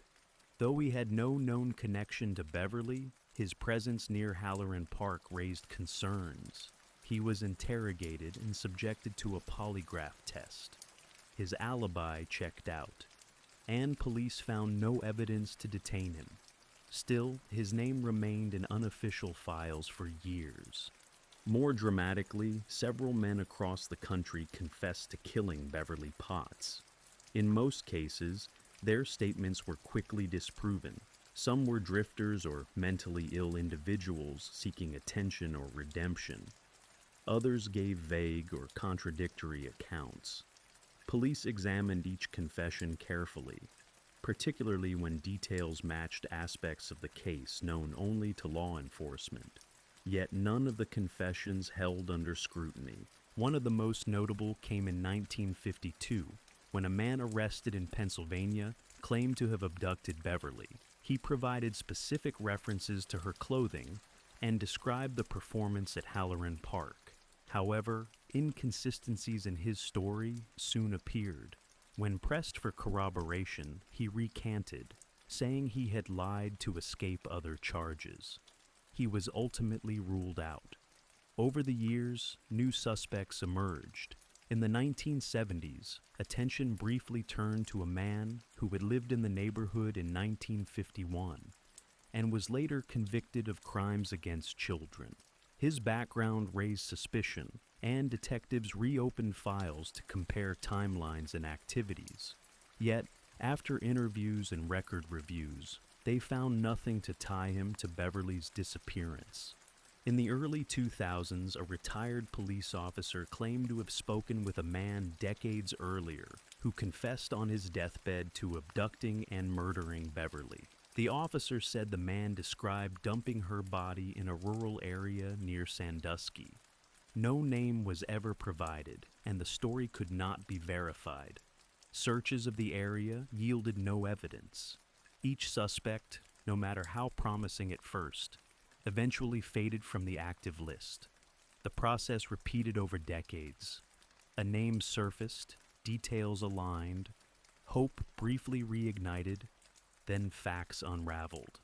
Investigators learned to approach every new tip with both urgency and skepticism. Despite technological advances in forensic science, no DNA, fingerprints, or physical evidence linked any individual to Beverly's case. The absence of a crime scene, witnesses, or recovered remains left detectives with speculation, incomplete memories, and dead ends. Through each false lead, the central mystery remained unchanged. A 10-year-old girl vanished in a public park, and decades of investigation had yet to produce a suspect who could be charged, tried, or definitively held responsible. By the end of 1951, 4 months after Beverly Potts vanished, the pace of the investigation slowed. The Cleveland Police Department had exhausted its most promising leads. Detectives continued to field tips and review new information, but with each passing week, the chance of finding Beverly or her abductor seemed to diminish. The search had consumed thousands of man-hours. Investigators had interviewed more than 2,000 individuals, responded to hundreds of reported sightings, and followed leads as far away as the West Coast. Despite the scale of the effort, there remained no body, no witnesses, no suspect, no crime scene. The case, still officially open, quietly transitioned into a cold case. For the Potts family, the end of active investigation brought no peace. Robert and Elizabeth Potts remained in their home on Linnet Avenue, refusing to move, hoping Beverly might still come back. They kept her room exactly as it had been the day she left. For years, Elizabeth maintained a habit of setting a place for Beverly at the dinner table on her birthday. The family endured the continued attention of the press and the public. Some neighbors offered comfort, others whispered theories. Rumors occasionally circulated about family involvement or secret knowledge, but authorities never considered Robert or Elizabeth suspects. Still, the burden of suspicion and grief weighed heavily. Over time, the Pottses withdrew from community life. As the years went by, the community changed. Halloran Park remained, but its association with Beverly's disappearance lingered. Parents became more cautious. The event forever altered how the city viewed public safety for children. Neighborhood patrols became more common, and children were less frequently left unattended in parks. In the 1960s, detectives briefly revisited the case, prompted by a spate of child abductions in the Midwest. Files were reopened and similarities noted, but no direct connection to Beverly's case could be established. The record showed the same patterns, promising leads that failed to produce results. Occasional letters would arrive at the Cleveland Police Department claiming to know what happened to Beverly or offering to reveal her location for a reward. These were reviewed and usually discarded as hoaxes or misguided attempts at attention. Some letters were anonymous. Others bore names and addresses, but none led to new evidence. Through the 1970s and 1980s, the case was discussed less frequently in public, though anniversaries would occasionally bring newspaper retrospectives. Retired detectives sometimes spoke about the case with lingering frustration, recalling how close they once felt to solving it. The disappearance of Beverly Potts had become a fixture of Cleveland's collective memory, a reminder of vulnerability and unanswered loss. The investigation never officially closed, but as the decades passed, hope for a resolution dimmed. Beverly's fate remained one of Ohio's most enduring unsolved mysteries. In the decades that followed, Beverly Potts' disappearance continued to haunt investigators and the public alike. While the original investigation slowed, the case was never officially closed. From time to time, it was revisited, first by aging detectives who had worked the original file, later by new officers determined to apply modern techniques in the hope of solving the mystery. In the late 1990s, renewed interest in cold cases across the country brought fresh attention to Beverly's story. Advances in forensic technology, especially DNA analysis, allowed police to re-examine evidence from long-dormant investigations. But in Beverly's case, there was little physical evidence to analyze. No clothing, personal items, or trace materials had ever been recovered. Nonetheless, detectives combed through old case files, hoping overlooked notes or testimonies might offer new insight. By the early 2000s, law enforcement began digitizing files. The Cleveland Police Department preserved Beverly's records, including witness statements, interview transcripts, and tip-line reports. A task force briefly reviewed the Potts case to determine whether it might benefit from new investigative techniques. While no new leads emerged from the archival review, the effort ensured the case remained part of ongoing discussions about unsolved child disappearances. Public interest was further revived by true crime authors, journalists, and local historians. Several in-depth newspaper series and radio programs revisited the timeline, theories, and known facts. These publications often prompted new tips, though none provided verifiable evidence. Still, the media attention helped ensure Beverly's name was not forgotten.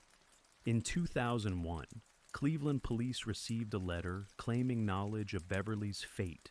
The author said the girl had been buried in a location near Sandusky, Ohio. Officers searched the site, which had changed significantly over 50 years. Nothing was found. The letter writer was never identified, and the information was deemed untrustworthy. Another promising lead came in 2010, when a retired officer revealed that a man had privately confessed in the 1970s to killing a child matching Beverly's description. The confession allegedly included details not widely known. However, the man in question had died decades earlier, and no corroborating evidence was located. Though investigators were intrigued, the claim could not be substantiated. Over time, national databases for missing and unidentified persons included Beverly's information. Facial age progression sketches were developed to estimate what she might have looked like as an adult. These were made public but did not result in any confirmed identification. Despite the passage of time, detectives and the public maintained an interest in resolving the case. The story of Beverly Potts remained a touchstone in Cleveland's history, not only for the mystery itself, but for the lasting impact it had on how communities think about child safety, law enforcement response, and the enduring human need for answers. The disappearance of Beverly Potts had a profound and lasting impact on the Cleveland community and beyond. What began as a local tragedy evolved into a case that reshaped public awareness of child safety, influenced police procedure, and remained a cultural reference point for decades. In the immediate aftermath, Cleveland families changed how they supervised children. Parks, once considered safe gathering places, were viewed more cautiously. Parents accompanied their children more often, and curfews became stricter. Community events adapted as well. Future Showwagon performances included more supervision and security presence. The trust that once defined neighborhood life had been altered, replaced with a deeper sense of vigilance. The Potts case became a foundational example in missing child investigations. Cleveland police later cited the investigation when developing protocols for handling missing juvenile reports. The need for rapid response, public alerts, and interagency communication became central lessons. Though it predated modern systems like Amber Alerts, the Potts case foreshadowed their necessity. In journalism and literature, Beverly's story appeared in numerous retrospectives, anthologies, and broadcasts. Local authors included her case in historical crime collections. Documentaries and true crime programs referenced her disappearance as emblematic of unsolved mid-20th century cases. These treatments often focus not only on the facts, but on the emotional legacy, the unanswered grief of a family, and a city left without closure. The case also influenced policy on record keeping and cold case management. Over time, police departments recognized the value of preserving complete documentation, maintaining tip archives, and encouraging public access to long unsolved files. Beverly's name appeared in national missing child registries as systems modernized, ensuring she remained part of the broader conversation on unresolved disappearances. Memorial efforts emerged slowly. For many years, Beverly's name was spoken quietly, mostly in private reflection. But with the rise of digital archives and community history initiatives, efforts to preserve her memory became more formal. Online databases included her case among America's oldest open investigations. Halloran Park itself became part of that remembrance, its legacy tied inextricably to the little girl who never came home. Community remembrance included lectures, local history programs, and features and anniversary editions of Cleveland newspapers.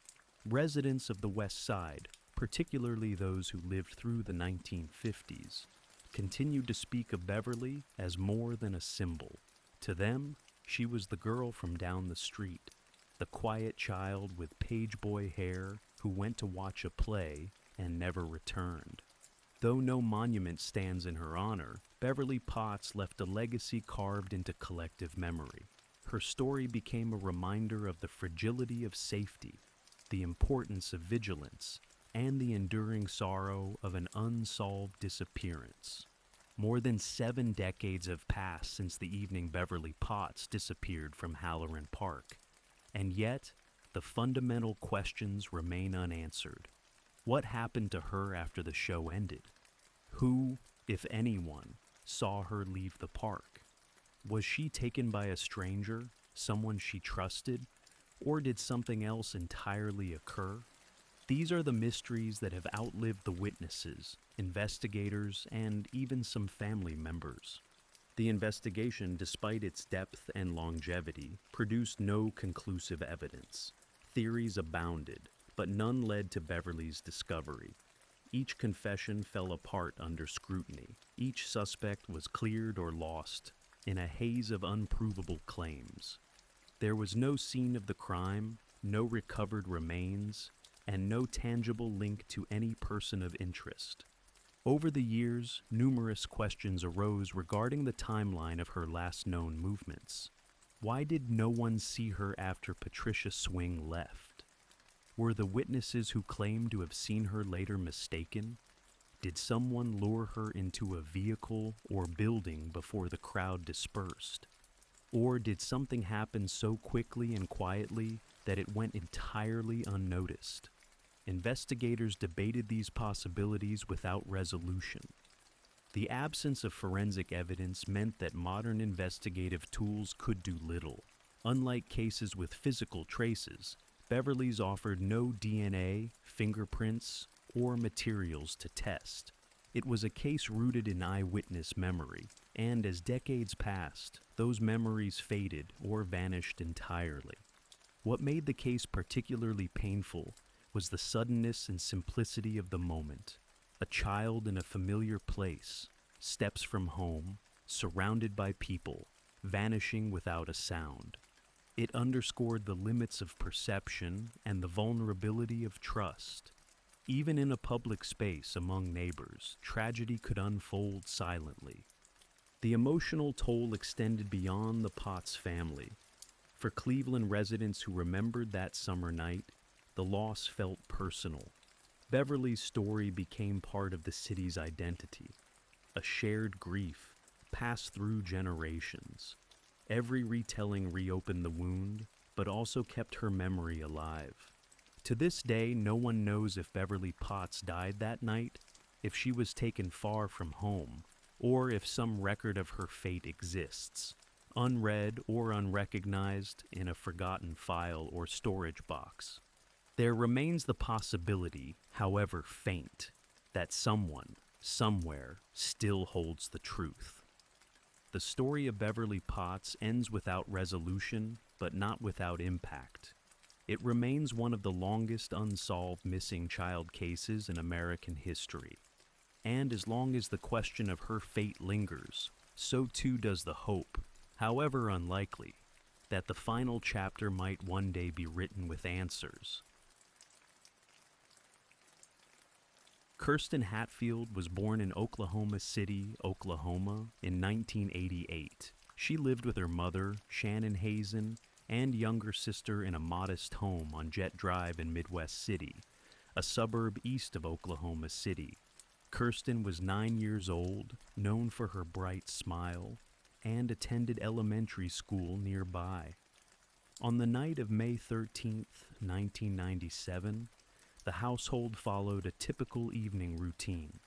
Kirsten brushed her teeth, changed into her pajamas, and climbed into her bunk bed, which she shared with her younger sister.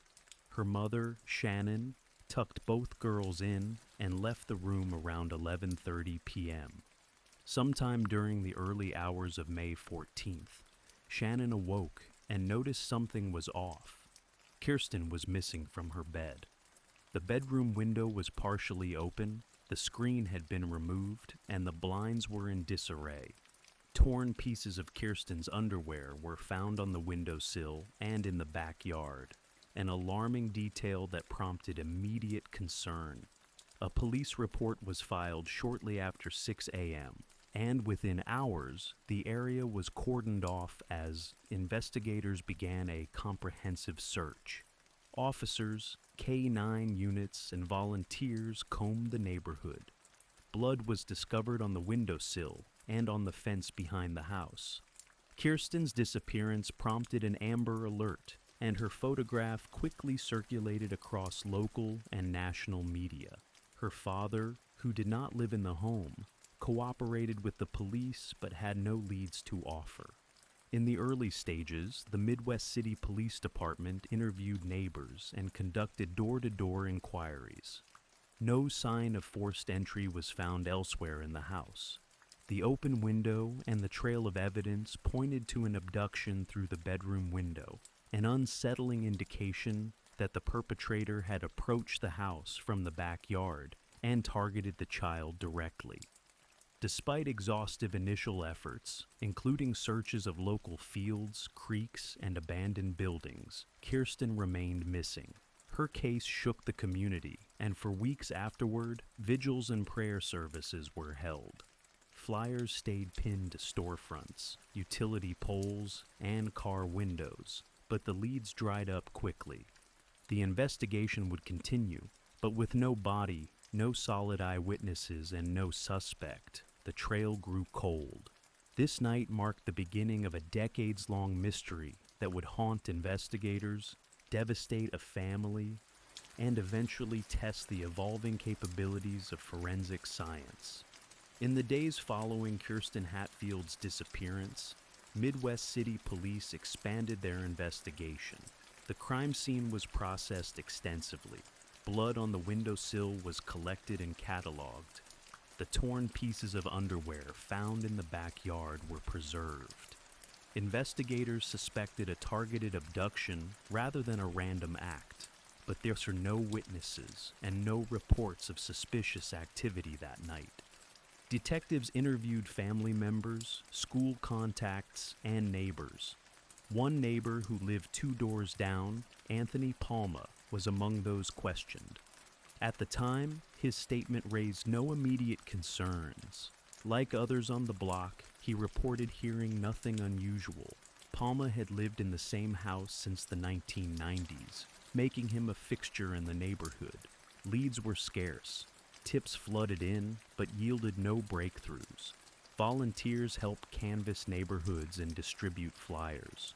Police worked with the FBI, utilizing national databases and forensic labs. Despite these efforts, evidence was limited.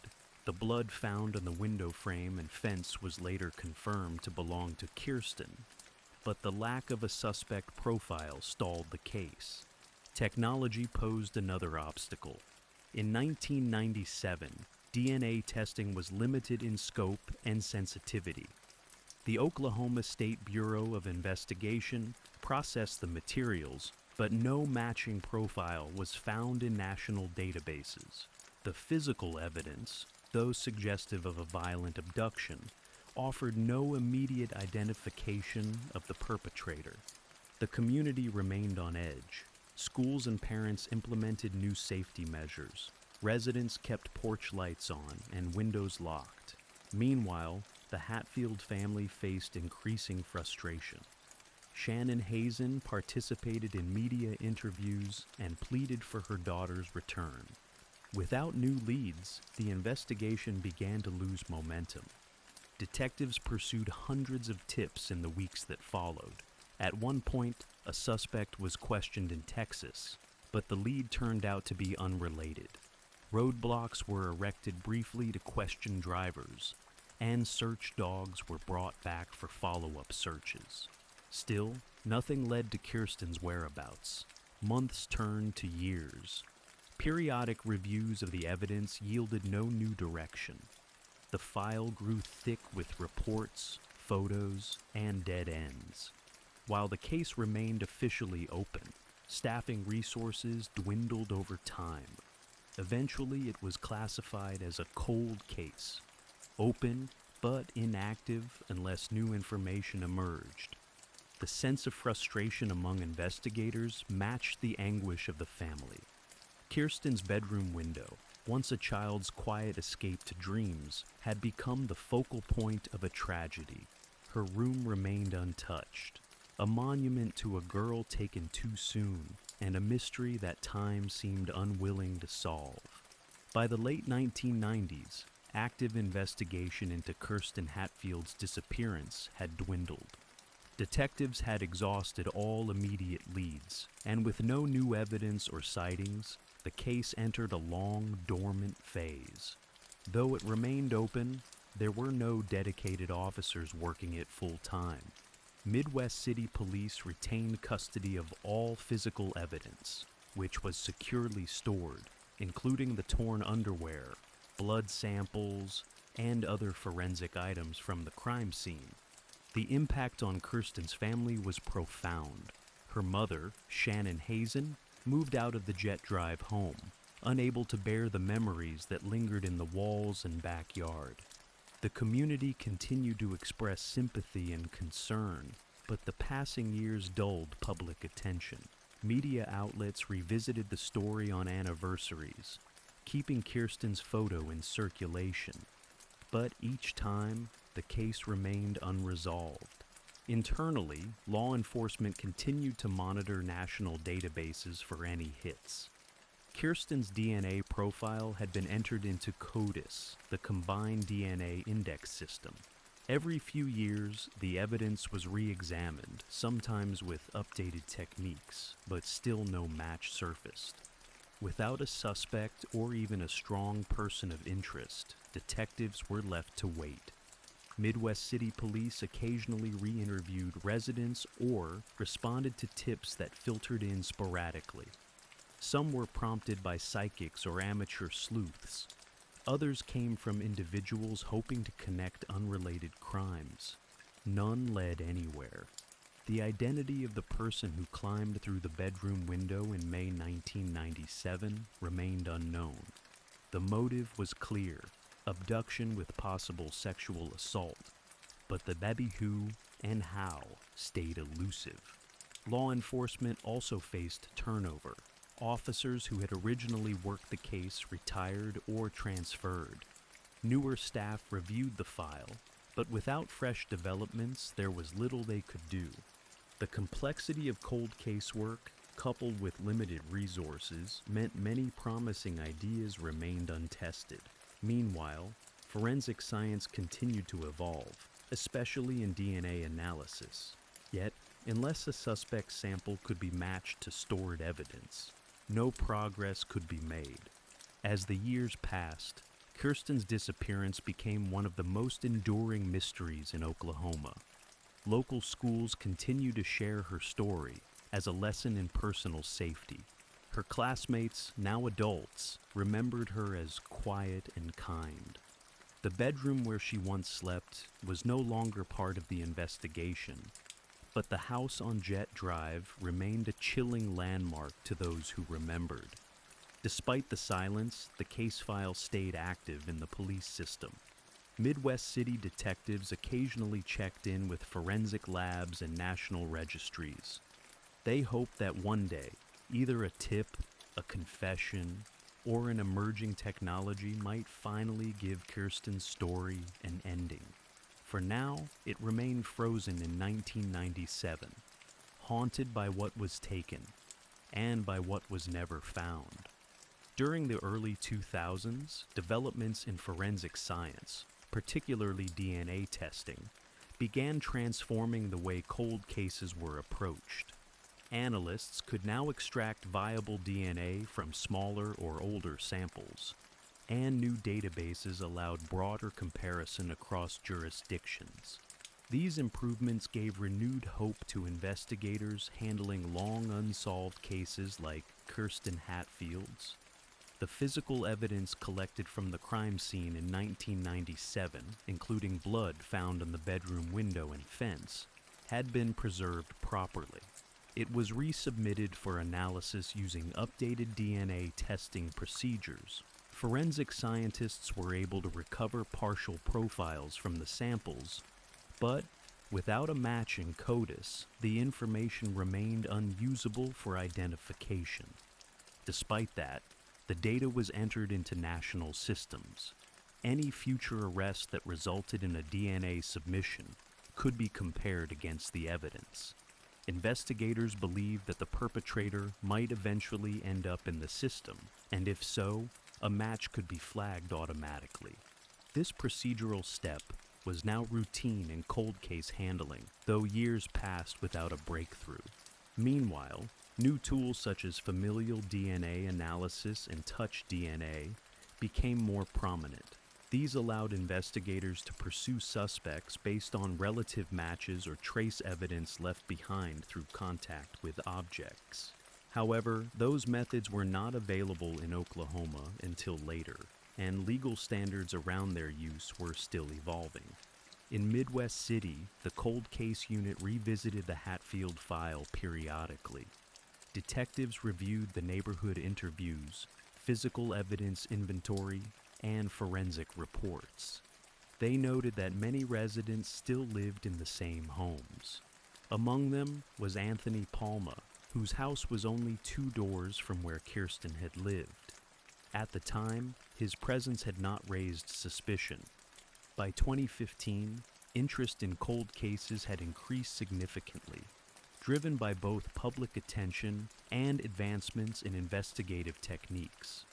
The Oklahoma State Bureau of Investigation and local departments began targeting unsolved crimes involving child abductions. Funding for forensic analysis was expanded, allowing more cold case files to be reopened. The Hatfield case was reassigned to Detective Darrell Miller.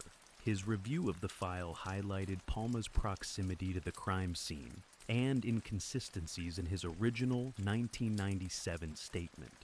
Miller noted that Palma had not been among those whose DNA had been collected or tested. With this observation, the case took a crucial turn. Detective Miller began pursuing a list of names associated with the investigation who had not yet been excluded by DNA. A warrant was obtained for a DNA sample from Palma. His cooperation was legally required, and in June 2015, a sample was collected. When it was tested, the result was striking. A direct match to DNA found on Kirsten's underwear, collected from the backyard in 1997. It was the break the case had needed for nearly 2 decades. Forensic science had finally caught up to a crime that had until then defied resolution. With that match, detectives now had probable cause to make an arrest. The name that had once blended into the background of the neighborhood had suddenly become central to the story. The DNA match linking Anthony Palma to evidence from Kirsten Hatfield's abduction prompted immediate action by law enforcement. Nearly 18 years after her disappearance, the case shifted from cold to active in a matter of days. Detective Daryl Miller prepared the case file for arrest. The forensic evidence, Palma's DNA found on Kirsten's torn underwear, provided the probable cause necessary to obtain a warrant. On October 12, 2015, officers from the Midwest City Police Department arrested Palma at his home on Jet Drive. He had been living there since before the crime, just 2 doors away from Kirsten's childhood home. At the time of his arrest, Palma was 56 years old and employed as a groundskeeper. Police executed a search warrant on his residence, seizing computers, electronics, and documents in hopes of uncovering additional evidence. Inside Palma's house, authorities discovered an array of concealed crawl spaces and hidden compartments. These included hand-cut wall openings and storage areas that suggested a disturbing level of preparation and secrecy. Investigators did not find Kirsten's remains, but the odd architecture raised suspicions about Palma's activities over the years. Items were collected for forensic analysis, though no conclusive evidence related to Kirsten was located beyond the DNA match. Palma was charged with first-degree murder and first-degree kidnapping. Though Kirsten's body had not been found, prosecutors believed the DNA evidence, combined with circumstantial details, supported a homicide case. In Oklahoma, a murder charge could be pursued even without a body if sufficient evidence of foul play existed. Public reaction to the arrest was immediate. The community was stunned to learn that Palma, a quiet man who had lived among them for decades, was now accused of abducting and killing a child from their street. He had not left the neighborhood, nor had he drawn any significant attention to himself in the years that followed the crime. His lack of prior felony convictions had kept his DNA out of CODIS until the 2015 collection. The Hatfield family, though relieved by the arrest, expressed renewed grief. The confirmation that Kirsten had likely died the night she was taken was a painful resolution. They continued to hold out hope that her remains might eventually be found and given a proper burial. Law enforcement emphasized that Palma had been overlooked initially due to a lack of evidence. At the time of the original investigation, the technology had not been available to test the evidence thoroughly. The success of the cold case review was attributed directly to improved DNA science and the persistence of investigators who refused to let the case remain forgotten. Following his arrest, Palma was denied bail. He was held in the Oklahoma County Jail pending trial. Prosecutors announced their intention to seek life without parole. They stated that while the absence of a body presented challenges, the strength of the forensic evidence and the circumstances surrounding Kirsten's disappearance supported a conviction. Palma maintained his innocence. Through his attorneys, he claimed that the evidence was inconclusive and suggested that someone else could have committed the crime. Despite these denials, the weight of the DNA match set the stage for one of Oklahoma's most closely watched trials in recent history. Anthony Palma's arrest in October 2015 marked a turning point in the nearly 2-decade search for justice in Kirsten Hatfield's case. Following his DNA match to evidence from the original crime scene, prosecutors swiftly filed charges. He was formally indicted on 2 felony counts: first-degree murder and first-degree kidnapping. Under Oklahoma law, these charges carried the possibility of life without parole. At the time of the crime in 1997, Palma was a resident of Jet Drive. His house, located just 100 feet from the Hatfield home, was in direct line with the window from which Kirsten had been abducted. Palma's proximity had not initially aroused suspicion, as there were no eyewitnesses or forensic links available then. That changed with the 2015 DNA results. Authorities began assembling a detailed case against him. Court records revealed that Palma had a history of allegations, including an attempted assault in the 1980s, though these incidents had not resulted in felony convictions.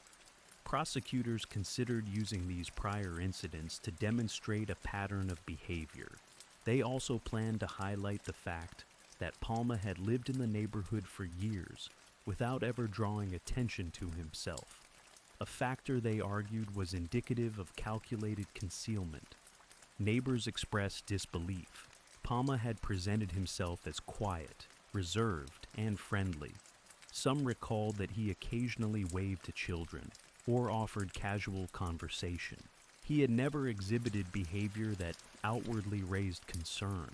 The idea that he may have hidden a violent crime for years shocked many who had lived alongside him. During pre-trial hearings, the prosecution revealed key details. Kirsten's DNA had been found in her blood on the bedroom windowsill and backyard fence. Palma's DNA, obtained via a cheek swab, matched genetic material found on the waistband of her underwear. This physical connection formed the foundation of the case. Prosecutors argued it placed him at the scene and in physical contact with the victim during the abduction. Palma's defense team questioned the chain of custody for the evidence, suggesting contamination or lab error. They also noted the absence of a body, arguing that without proof of death, a murder charge was speculative.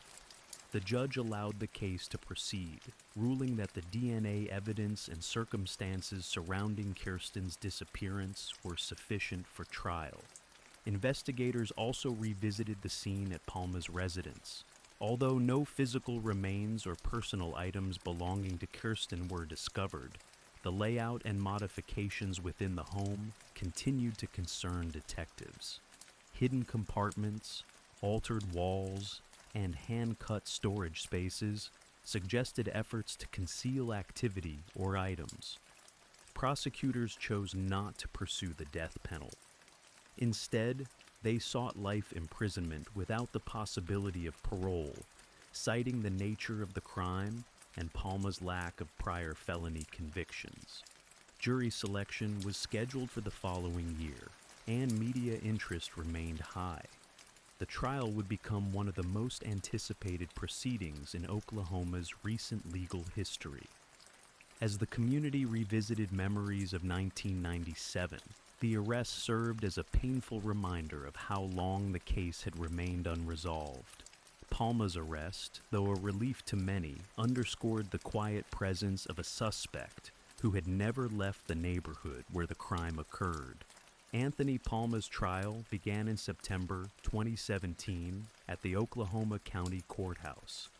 The courtroom was filled with reporters, law enforcement officials, and members of the Hatfield family.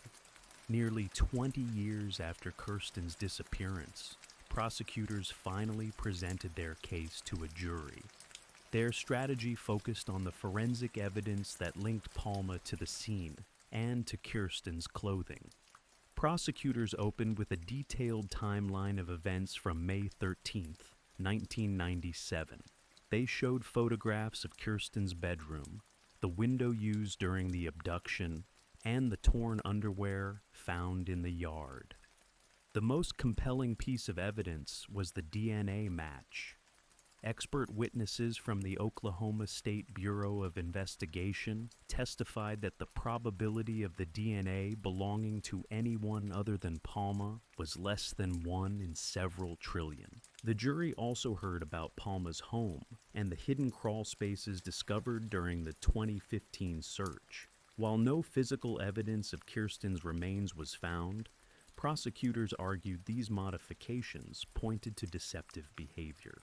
They also introduced testimony from an individual who alleged that Palma had previously tried to assault her in the 1980s, an incident which, while not resulting in charges, was allowed under a rule permitting evidence of prior bad acts in certain cases. Palma's defense attorney countered by questioning the integrity of the forensic process.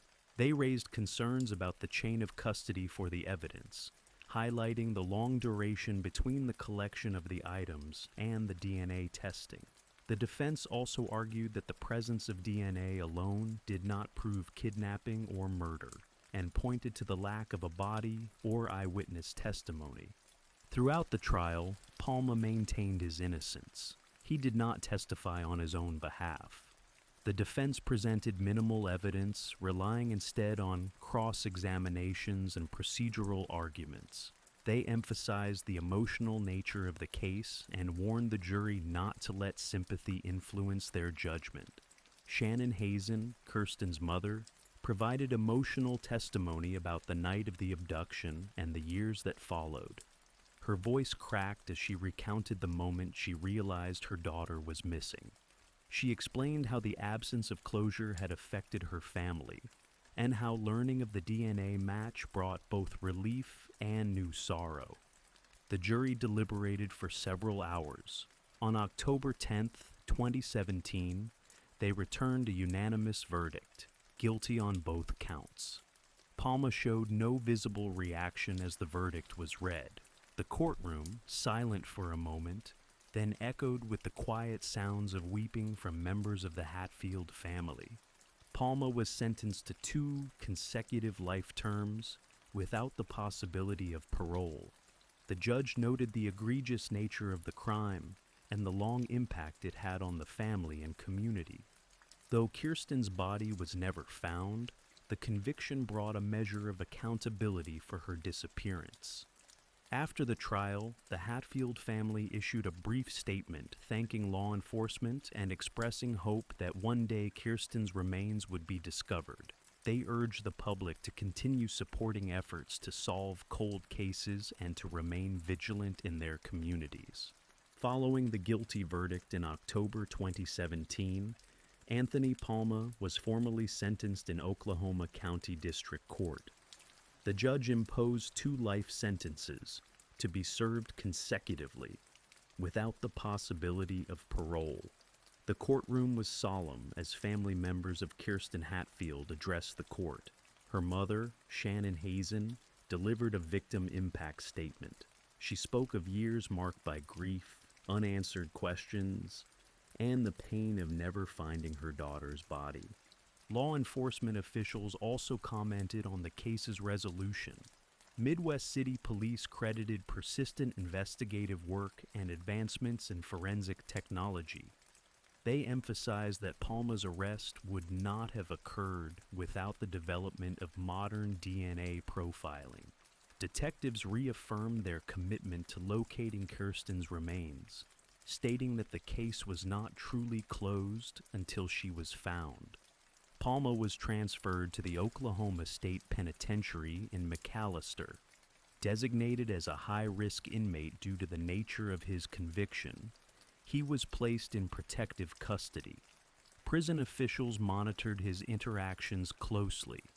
Inmates convicted of crimes against children often face significant threats within the prison population, and Palma's case had received considerable media attention.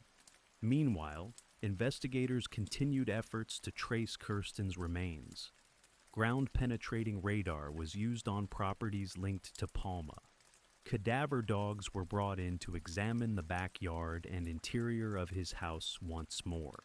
No physical evidence of her body was recovered.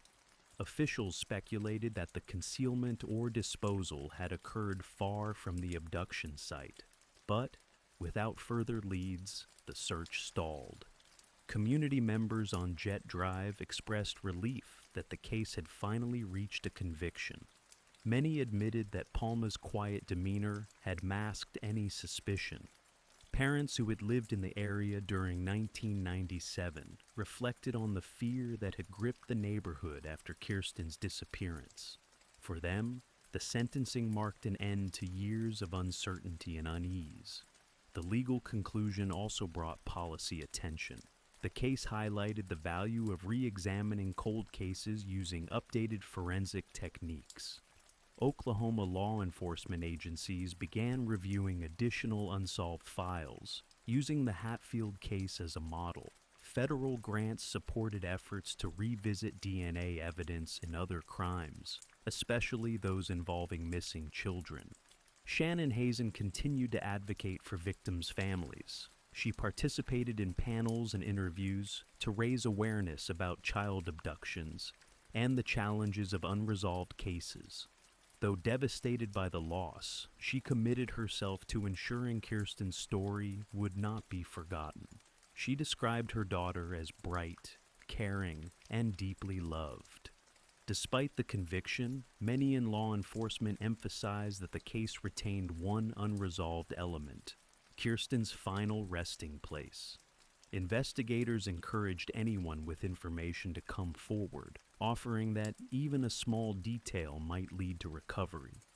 They noted that while Palma had denied involvement, the forensic evidence established his guilt, leaving little doubt in their minds. The sentencing brought accountability, but it did not restore what had been lost. Kirsten Hatfield's case stood as both a cautionary tale and a testament to the perseverance of investigators, the power of science, and the enduring hope of a family seeking justice. Less than 2 years into serving his life sentences, Anthony Palma was found dead in his prison cell.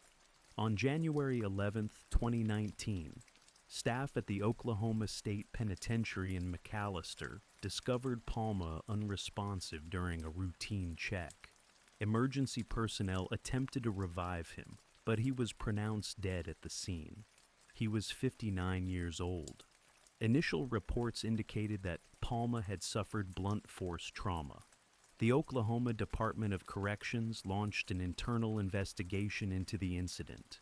They confirmed that Palma had been housed with another inmate, despite his high-profile conviction. Security protocols and cell assignments were reviewed following his death. Shortly afterward, officials identified Palma's cellmate, a convicted murderer, as the prime suspect. The cellmate allegedly attacked Palma during the night, striking him multiple times. Investigators classified the death as a homicide and conducted interviews with inmates and staff. Surveillance footage and witness statements were gathered to reconstruct the timeline. Palma's killing drew public attention. Media outlets revisited the Hatfield case, highlighting the years it had remained unsolved and the role of forensic evidence in securing a conviction. Officials did not release extensive details about the attack, citing the ongoing investigation. The Department of Corrections later confirmed that disciplinary action was being considered against staff responsible for inmate placement decisions. Reactions to Palma's death were mixed. Some members of the public expressed relief that a man convicted of a child's abduction and murder would no longer pose a threat. Others questioned the safety and oversight within the prison system. Advocates for victims' rights emphasized that Palma's death did not close the case. Kirsten's body was still missing, and her family continued to live without answers. Shannon Hazen made a brief public statement after being informed of Palma's death. She acknowledged that while the man held responsible for Kirsten's disappearance was now gone, her daughter's fate remained unknown. She reiterated her hope that someone would eventually come forward with information about where Kirsten's remains were located. The case against Palma was closed with finality upon his death. However, law enforcement officials continued to pursue leads that might assist in locating Kirsten's body.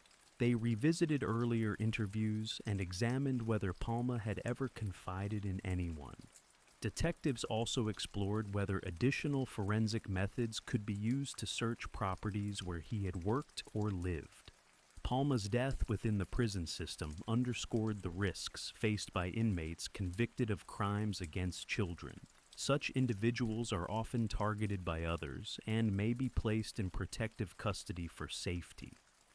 In Palma's case, the decision to house him with another inmate raised questions about the procedures in place to prevent violence.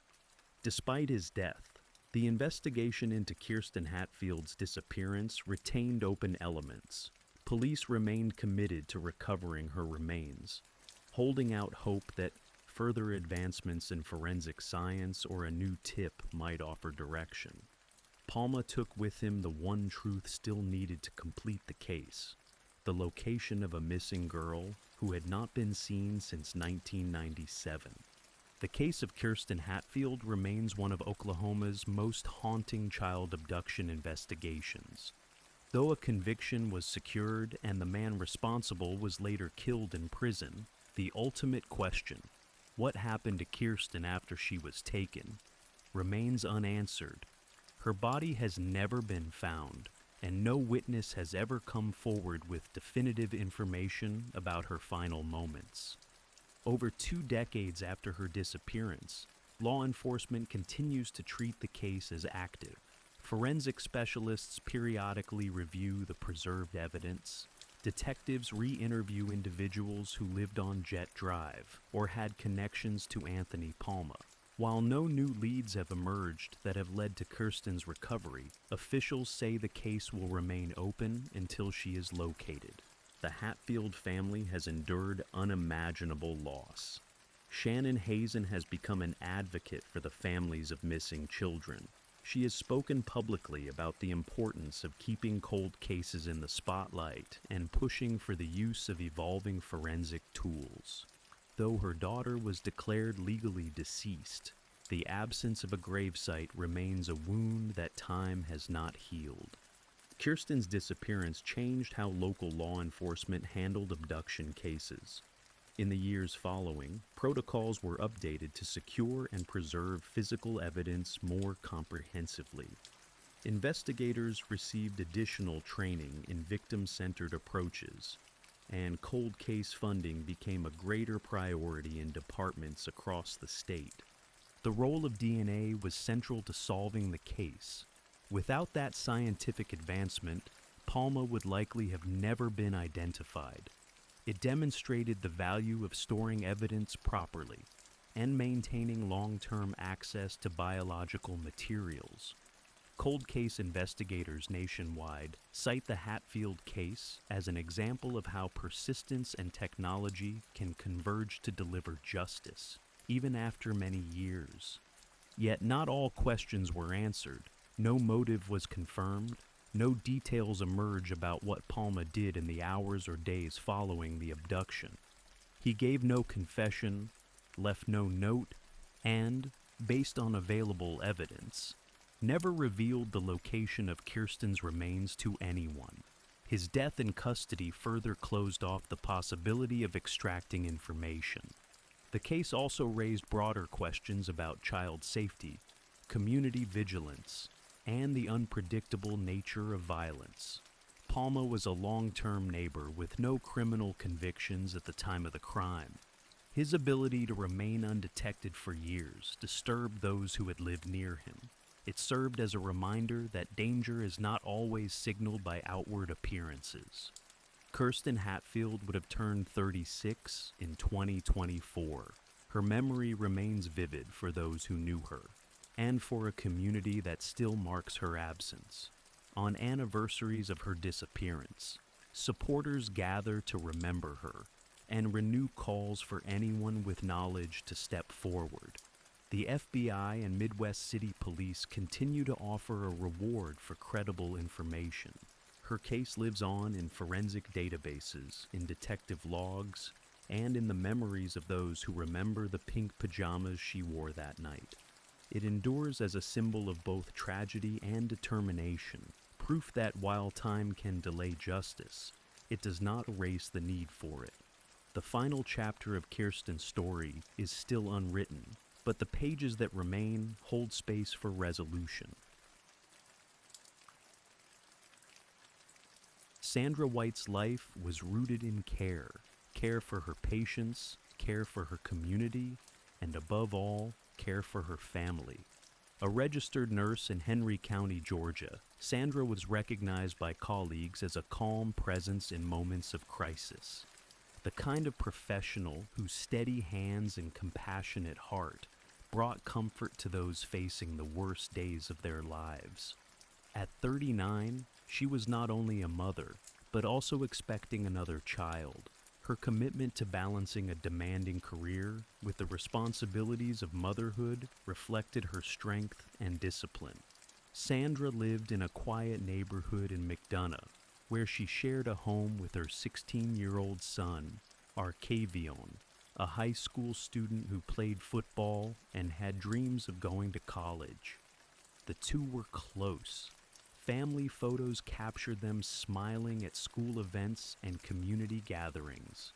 Arcavion, polite and well-liked, mirrored his mother's soft-spoken nature and sense of responsibility. To many, they seemed like a model family, hard-working, supportive, and united. Her relationship with Anthony Bailey, however, was less visible to outsiders.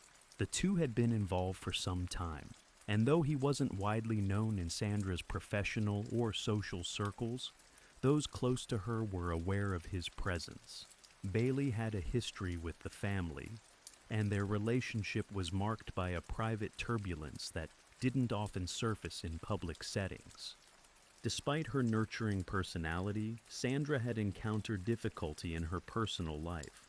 Balancing work, raising a teenager, preparing for the birth of a new baby, and managing a strained relationship took a visible toll. Yet, she rarely showed it. She continued working, providing for her family, and staying involved in her son's life. Neighbors sometimes saw her returning home late from the hospital, still in scrubs, always moving, always doing. Sandra's professional life stood in stark contrast to the tension unfolding behind closed doors. At the hospital, she was seen as a leader, someone nurses and patients could count on. She volunteered for extra shifts and mentored younger staff. Her dedication was unquestioned. In her personal space, Sandra maintained a cautious quiet. Friends described her as private when it came to romantic matters, choosing to keep her challenges to herself rather than burden others. Some noticed she seemed more withdrawn in the months leading up to October 2019, but few could have imagined what was to come. Her pregnancy had brought renewed hope. She was preparing for the arrival of her third child, attending appointments and making plans. She wanted a better future for all her children. The nursery was being organized. Arcavion was already talking about being a big brother. It was a period of anticipation, colored by cautious optimism and the deep love Sandra had always shown for her family. But in the quiet corners of her life, danger had already begun to take shape. Sandra's desire for stability clashed with growing signs of instability. And in the final days before tragedy, the fragile peace she'd managed to hold together began to unravel. Sandra White's relationship with Anthony Bailey had begun with a hope typical of any partnership, but over time, it darkened into something far more complicated. Bailey, several years her senior, had a troubled past that was not immediately visible to outsiders.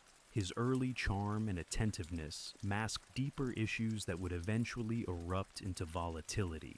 As their relationship deepened, so too did the signs of control and possessiveness. Sandra, known for her independence and strength, was not easily intimidated, but the dynamics of emotional abuse often unfold quietly, leaving no bruises but eroding confidence over time.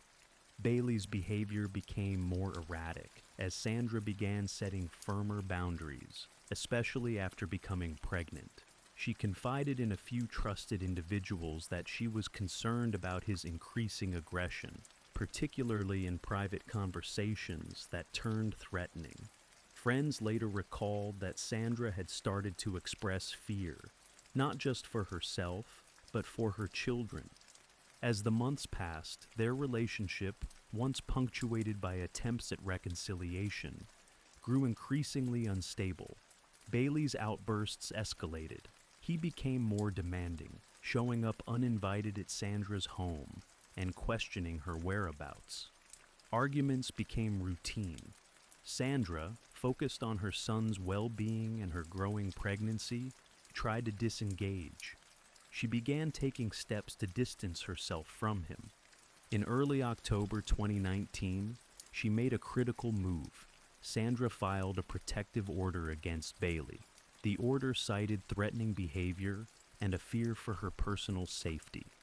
It was a definitive statement, one that revealed just how unsafe she felt.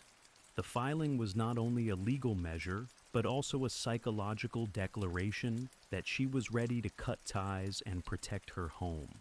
The order was granted temporarily. Law enforcement was involved, and Sandra began making adjustments to her routines. She changed how she got to work, altered her communication habits, and took precautions at home. Those around her noted that she seemed more guarded.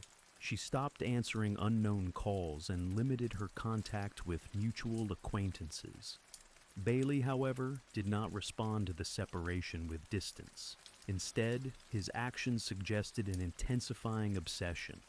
He began monitoring her movements and tried to maintain indirect contact. While the protective order was in place, Sandra remained vigilant, but the underlying fear lingered. Bailey's instability presented a constant background hum of danger that seemed to follow her everywhere. Despite her efforts to shield her family, there were limits to what legal documents and personal caution could do. Sandra's life had entered a phase of watchful tension, the calm before what no one yet recognized as an imminent storm. Arcavion, though young, sensed the change. He became more protective of his mother, checking in with her often and growing more aware of the tension at home. The atmosphere, once full of shared plans for the baby, was now punctuated by apprehension. The family was trying to move forward, but a shadow had begun to stretch over their lives. Sandra, ever the caregiver, continued her work and stayed strong for her children, but even the strongest resolve can falter under sustained threat. In the final days leading up to October 17th, she was still going to work, still managing her household, but also bracing herself for what might happen next. In the weeks leading up to October 17th, 2019, the tension surrounding Sandra White's life had become a growing undercurrent that was noticeable to those closest to her. Though she tried to maintain a normal routine, going to work, attending doctor's appointments, caring for Arcavion, her demeanor had changed. She was more alert, often checking over her shoulder and carefully locking every door behind her. Her protective order against Anthony Bailey was in effect, but its presence on paper was no guarantee of physical safety. Bailey's behavior, meanwhile, was showing signs of escalation. Sandra had reported that he continued trying to contact her despite the restraining order. There were times she suspected he was watching her home. Once, she mentioned to a friend that she had seen a car idling down the street, its lights off, long after midnight. The unrelenting anxiety became a constant presence in her life. Sandra took every precaution she could. She changed the locks, updated her security system, and kept communication open with close friends in case something went wrong. Yet even with these steps, the threat felt near, like a wave that hadn't yet crested. She spoke to colleagues at the hospital in hushed tones about how unsettled she felt. Some encouraged her to take time off or stay elsewhere, but she didn't want to disrupt Arcavion's school routine or delay her prenatal care. Despite her efforts, there were cracks in her sense of security. Bailey was persistent, and he knew the rhythms of Sandra's life, the times she left for work, when Arcavion got home from school, how to move through her world unnoticed. That knowledge, once a byproduct of intimacy, had turned into a dangerous advantage. In early October, Sandra again contacted local authorities to report that Bailey had violated the protective order. She expressed fear that he would retaliate for the legal action taken against him. While the system acknowledged her reports, it could not predict how soon or how violently the situation would erupt. The strain on the family unit was becoming evident. Arcavion had grown more quiet, more reserved at school. Teachers noted his attentiveness waned, and he sometimes appeared distracted. At home, he checked in with his mother constantly and kept his phone within reach. It was clear he sensed the fragility of the safety they had once taken for granted. Still, life had to continue. Sandra prepared meals, planned for the baby, helped with homework, and tried to remain optimistic. But behind the routines was a woman managing fear. Fear that no matter what steps she took, it would not be enough. The house in McDonough became more than just a home. It was a place of watchfulness, where each sound was noted, each knock met with hesitation. Friends later said that Sandra had begun sleeping lightly, waking at small noises, checking windows more often. She kept her car keys by the door, and her phone always charged. There was no public confrontation, no final argument visible to the outside world, but the threat was closing in. And though Sandra did everything in her power to shield her family from harm, the final act of violence was already on the horizon, approaching silently, irreversibly. October 17th, 2019, began like any other Thursday in McDonough, Georgia. The air was crisp with the early signs of fall, and the suburban neighborhood where Sandra White lived with her son, Arcavion, appeared calm and orderly. Inside the house, however, there was a growing sense of unease. Sandra, now heavily pregnant, had spoken to a friend the night before and mentioned she was feeling more anxious than usual. She had not seen Anthony Bailey in recent days, but his absence was not reassuring. It was silent tension, the kind that doesn't announce itself loudly, but lingers beneath every movement. Sometime in the morning hours, Anthony Bailey arrived at Sandra's home. The details of his entry remain unclear, whether he forced his way in or was let in. But what followed left no ambiguity. Armed with a handgun, Bailey shot Sandra multiple times, ending her life and that of her unborn child. Arcavion, just 16, was also shot and killed, caught in a scene that would later be described as devastating in both violence and finality. The home, once a sanctuary, became a crime scene. Bailey did not flee immediately. As police would later determine, he remained inside the house with the bodies. It was not until hours later that authorities became aware of the danger inside. At approximately 11:15 a.m., Henry County Police responded to a call regarding a barricaded subject in the home on Eagle Court. Officers had received information that Sandra White had failed to appear for work and could not be reached by phone. Concerned colleagues contacted the police for a welfare check. When officers arrived, they were met with silence from inside. Initial attempts to make contact with anyone inside the residence failed. Windows were drawn. The doors remained closed. With no visible signs of forced entry but serious concern about the welfare of the occupants, the Henry County Police Department activated their SWAT unit. By early afternoon, the cul-de-sac had been cordoned off. Negotiators attempted to reach anyone inside, using loudspeakers to make contact. They called phones, knocked, and called out names. For hours, the scene remained tense and still. Officers had not yet confirmed if anyone was alive inside, but the assumption was that the situation was ongoing. At that time, Anthony Bailey was believed to be armed and possibly dangerous. Police treated it as an active standoff, proceeding with extreme caution. Neighbors were evacuated or asked to shelter in place. News of the incident began to spread throughout the community, with helicopters circling above and media trucks arriving nearby. What was unknown to most, however, was that the worst had already occurred before the first officer ever arrived. The standoff extended into the evening. At one point, a negotiator believed there might have been movement behind one of the windows, but no definitive sign was given. Hours passed in tense anticipation, with tactical teams rotating in and out of position. Finally, in the late hours of the evening, police made entry into the home. What they found confirmed their gravest fears. Sandra White and her son, Arcavion, were dead. Bailey was also found inside, dead from a self-inflicted gunshot wound. The handgun lay nearby. The scene was quiet now, the violence over, but the impact had only begun to settle in. Officers trained for such tragedies were visibly shaken. The loss of a pregnant mother, her teenage son, and the grim nature of the incident made it one of the most heartbreaking cases the department had encountered.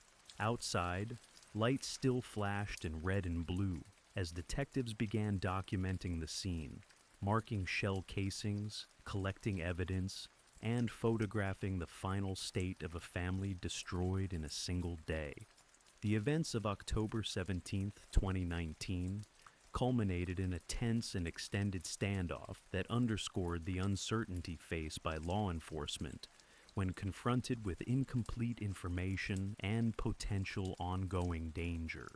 After the initial welfare check prompted by Sandra White's unexplained absence from work, responding officers quickly recognized that the situation on Eagle Court required specialized response. The house was silent, blinds drawn, with no signs of movement or communication from within. That silence only heightened the urgency. Within the hour, the Henry County SWAT team was mobilized and positioned around the property. Neighbors were alerted, and nearby residents were told to evacuate or remain inside. The entire cul-de-sac was sealed off. Law enforcement, unsure if there were hostages or if the suspect was still alive, had to treat the situation as an active standoff. Officers remained stationed behind vehicles, some positioned at elevated vantage points, their weapons trained on the house as a precaution. Over the next several hours, trained negotiators attempted to make contact. Using both loudspeakers and cell phones, they called out to Anthony Bailey by name, urging him to surrender peacefully. Messages were also directed toward anyone else who might be inside, emphasizing safety and a desire to resolve the situation without violence.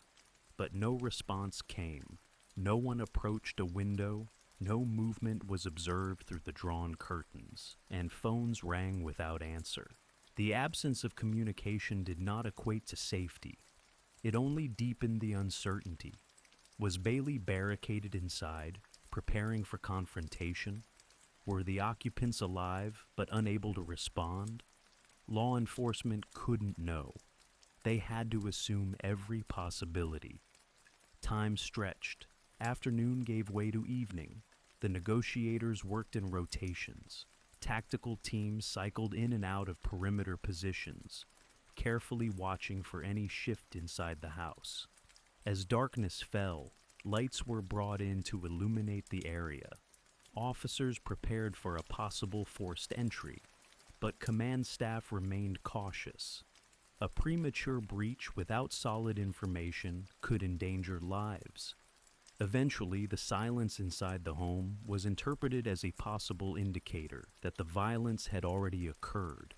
Using small unmanned aerial devices and other tactical equipment, law enforcement surveyed parts of the interior.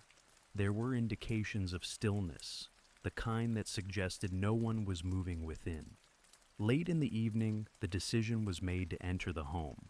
A breach team, equipped with ballistic shields and body armor, moved in. They swept each room systematically. What they discovered confirmed the worst suspicions. Sandra White was found dead, shot multiple times. Nearby lay the body of her son, Arcavion, also killed by gunfire. In another room, Anthony Bailey was located, dead from a self-inflicted gunshot wound. A firearm was recovered next to his body. The standoff, it turned out, had not been a negotiation with a living subject, but a long wait outside a sealed crime scene. The hours of uncertainty had bought no time for intervention. The fatal events had occurred before police even arrived. The SWAT team secured the scene. Forensic units were called in. Over the following hours, evidence was cataloged, photographs were taken, and the crime scene was preserved. Law enforcement officers, though experienced with tragedy, were visibly affected.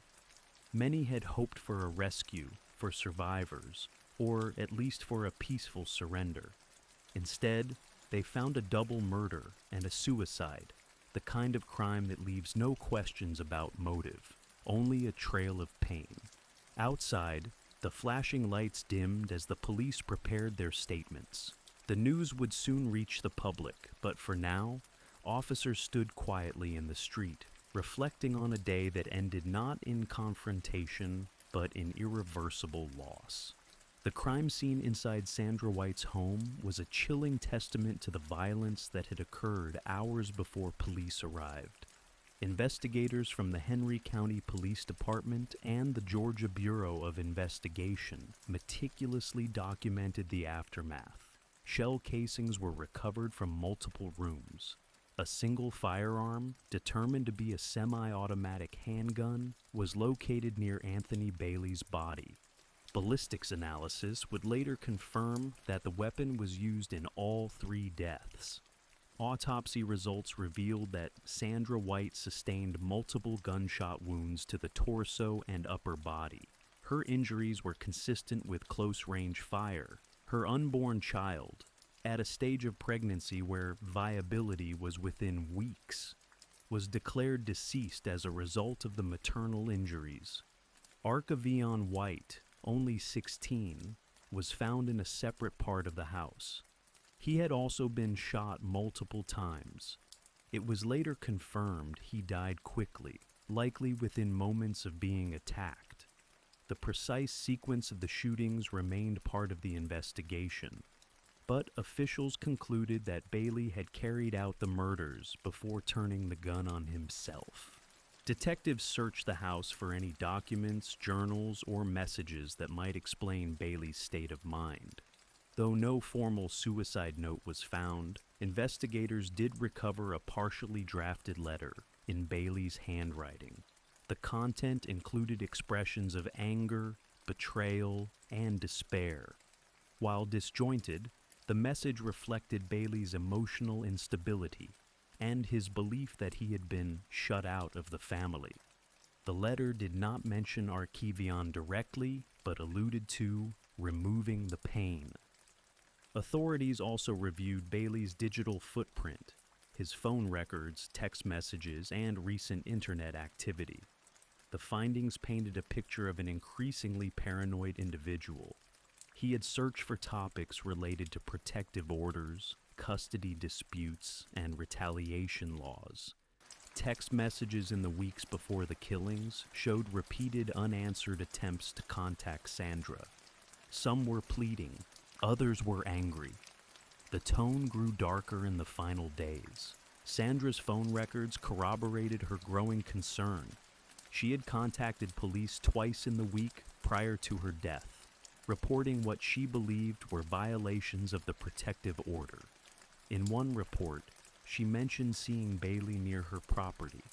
She had been advised to remain cautious and to contact authorities immediately if he returned.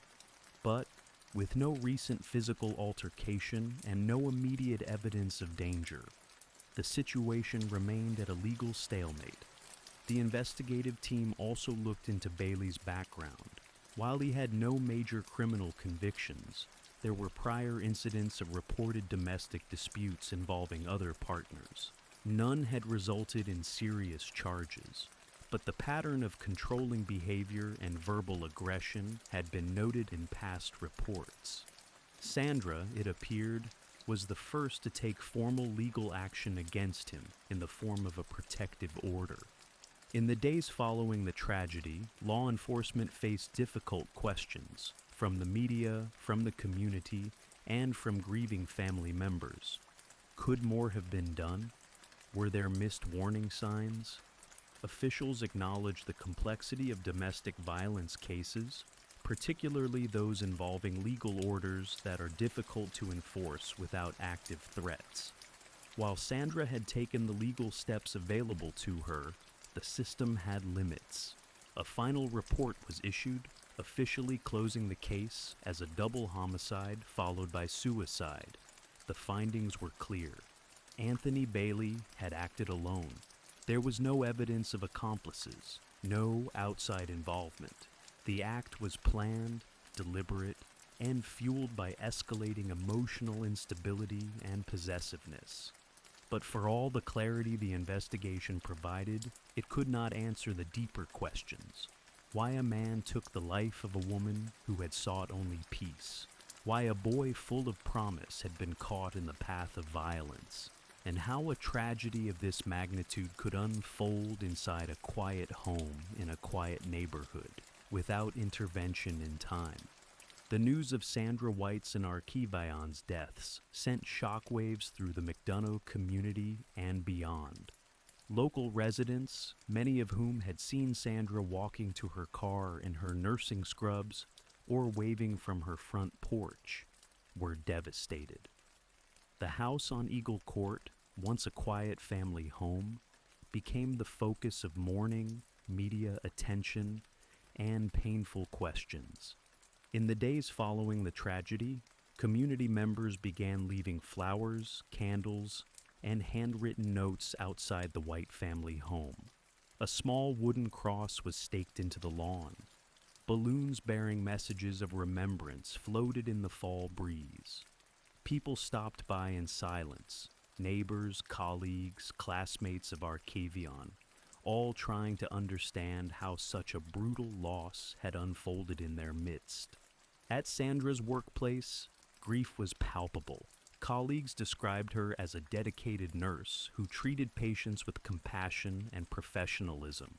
Her absence was deeply felt in hospital corridors where she had walked daily, and coworkers gathered for a moment of silence during the next shift change. A table in the hospital cafeteria was set aside with her photo, a single candle, and a white rose. Archivion's school also responded with heartfelt tributes. His teachers and friends struggled to process the loss of a young man, known for his respectful nature and commitment to his studies and football team. The school held a vigil on the football field, where students lit candles and released white balloons into the sky. A poster board filled with messages from classmates was placed outside his locker, left untouched in the days that followed. Family members, reeling from the dual loss, released a brief public statement asking for privacy, but thanked the community for their outpouring of support. They remembered Sandra as a protector and provider, and Archivion as a bright light with a future full of promise. The grief was compounded by the knowledge that Sandra had done everything she could to protect her family, including seeking legal protection from the man who ultimately killed them. Local leaders and advocates for domestic violence prevention spoke out, emphasizing the need for stronger enforcement mechanisms when protective orders are issued. Organizations in Georgia that focus on domestic abuse began holding informational sessions and support groups. The case became part of a broader conversation about the limitations of current intervention systems, particularly for women who are pregnant and under threat. Media coverage extended beyond the state, with national outlets reporting on the tragic murders and the broader issue of intimate partner violence. Commentators pointed to the high risk associated with leaving an abusive relationship, especially in the presence of children and pending childbirth. Advocacy groups used the moment to call for legislative changes, including more robust monitoring of individuals named in restraining orders and increased funding for domestic violence shelters. In response, the Henry County community organized a memorial fund in Sandra and Archivion's names, aimed at supporting families escaping domestic violence and funding scholarships for students pursuing healthcare careers. The first donation came from a group of Sandra's hospital co-workers. Local businesses joined in, hosting events and donation drives to raise awareness and offer support. In many ways, the community's response became a source of strength for those left behind. But it could not undo the loss. The funeral service, held at a local church, drew hundreds. Friends, family, classmates, and strangers gathered to say goodbye. Photographs of Sandra smiling with her children stood near the altar, while Arcavion's football jersey was draped beside a bouquet of white lilies. The pastor's voice trembled as he spoke of the silence left behind, the empty room, the unfulfilled dreams, the child who would never be born. As the congregation stood for a final hymn, the grief was collective, but so too was the resolve that Sandra and Arcavion would not be forgotten, and that their story might help protect others. In the months that followed the deaths of Sandra White and her son, Arcavion, their absence remained deeply felt, both in their immediate circles and in the broader community that had rallied in the wake of the tragedy. Yet, amid the mourning, their lives began to take on a lasting significance beyond the violence that ended them. Sandra's colleagues initiated a scholarship program in her memory, dedicated to supporting students pursuing nursing careers. It was a tribute to her commitment to healing and her unwavering work ethic. The first scholarship was awarded the following spring to a young woman entering nursing school who had herself been raised by a single mother. The gesture symbolized the continuity of Sandra's values: resilience, compassion, and service to others. At Arcavion's high school, a memorial bench was installed beside the football field. Etched into the stone was his name, his jersey number, and the words, "Always in the game." His former teammates and classmates organized an annual walk in his memory, combining the themes of youth leadership and domestic violence awareness. The school counselor's office also began hosting workshops for students on recognizing and reporting domestic abuse within families. For Sandra's surviving relatives, the journey forward was slow and painful. Her younger child, who was never born, became part of how the family spoke of her. They referred to Sandra not only as a loving mother and nurse, but as a woman who had tried to protect her family even as danger closed in. Their grief was complicated by the knowledge that she had done everything within her power, legally, emotionally, and logistically, to prevent the harm that eventually overtook her home. Local law enforcement reviewed internal procedures related to protective order enforcement.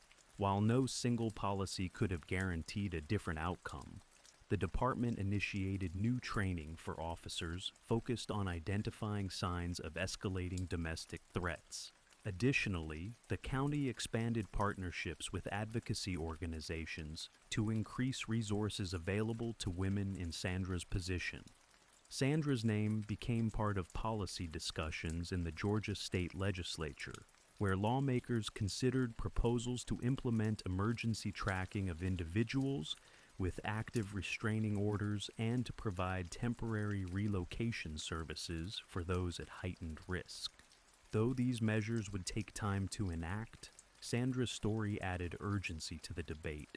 Nationally, Sandra's case was included in studies examining the intersection of pregnancy and domestic violence, an area in which risk for women increases substantially. Researchers and social workers cited the case as an example of the need for specialized intervention when expectant mothers report threats from current or former partners. Her story served as a cautionary tale and a call to action, reminding institutions of the life or death stakes involved in early prevention. Yet, despite the policy shifts and community action, there remain the quieter, unresolved echoes, the empty chair at family gatherings, the silence in a home once filled with daily routines, the lost futures of two people remembered not only for how they died, but for who they were. Sandra's plans for the nursery, Arcavion's aspirations for college, and the small everyday gestures, a dinner made, a ride given, a smile offered, were all abruptly halted. The tragedy redefined lives around it. But those who knew Sandra and Arcavion insisted that their memory would not be framed solely by their final day. Instead, it would live on in every life made safer through greater awareness. In every scholarship recipient who walked the path Sandra once did. And in every conversation that helped prevent another act of silence from ending in fatal violence. The final chapter of their lives had ended with brutality, but their story, rooted in love, responsibility, and perseverance, remained open in the lives of others. Their legacy, interrupted but not erased, continued forward through action, remembrance, and the determination that such loss would not be repeated without resistance. Christine Marie Paolilla was born on March 31st, 1986, in Long Island, New York, to Lori and Charles Paolilla.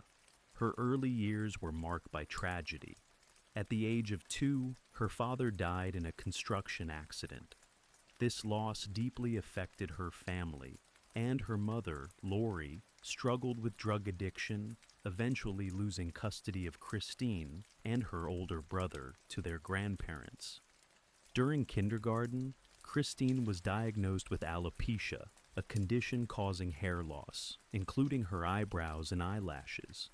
She also had poor vision, requiring thick glasses. These physical differences made her a target for relentless bullying by her peers, leading to significant self-esteem issues. Eventually, Lori overcame her addiction, remarried, and regained custody of her children. The family relocated to Clear Lake City, Texas, a suburb of Houston.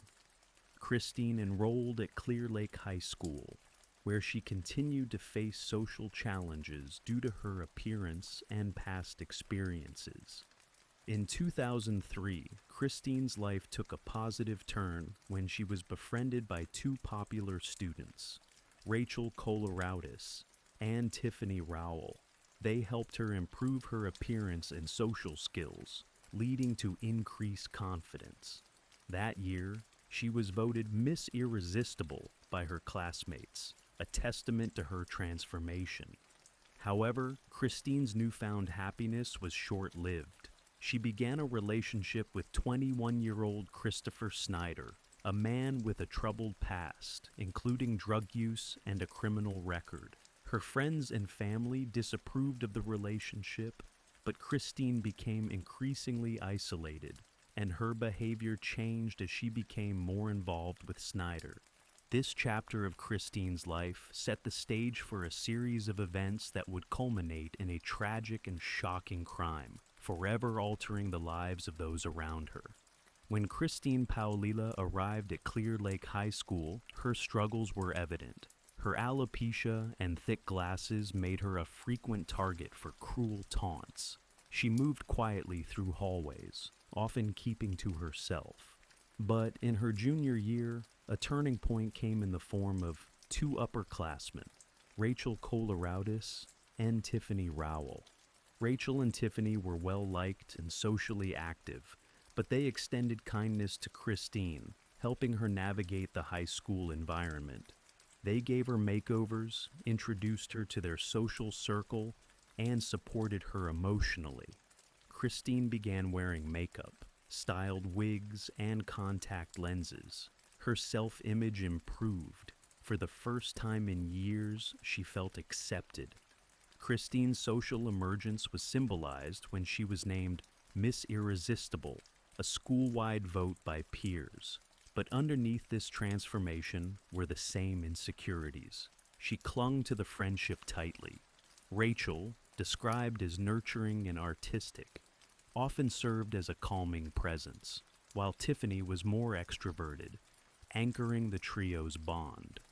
It was around this period that Christine met Christopher Lee Snyder. He was older, with a reputation for erratic behavior and substance abuse. Their relationship became intense quickly.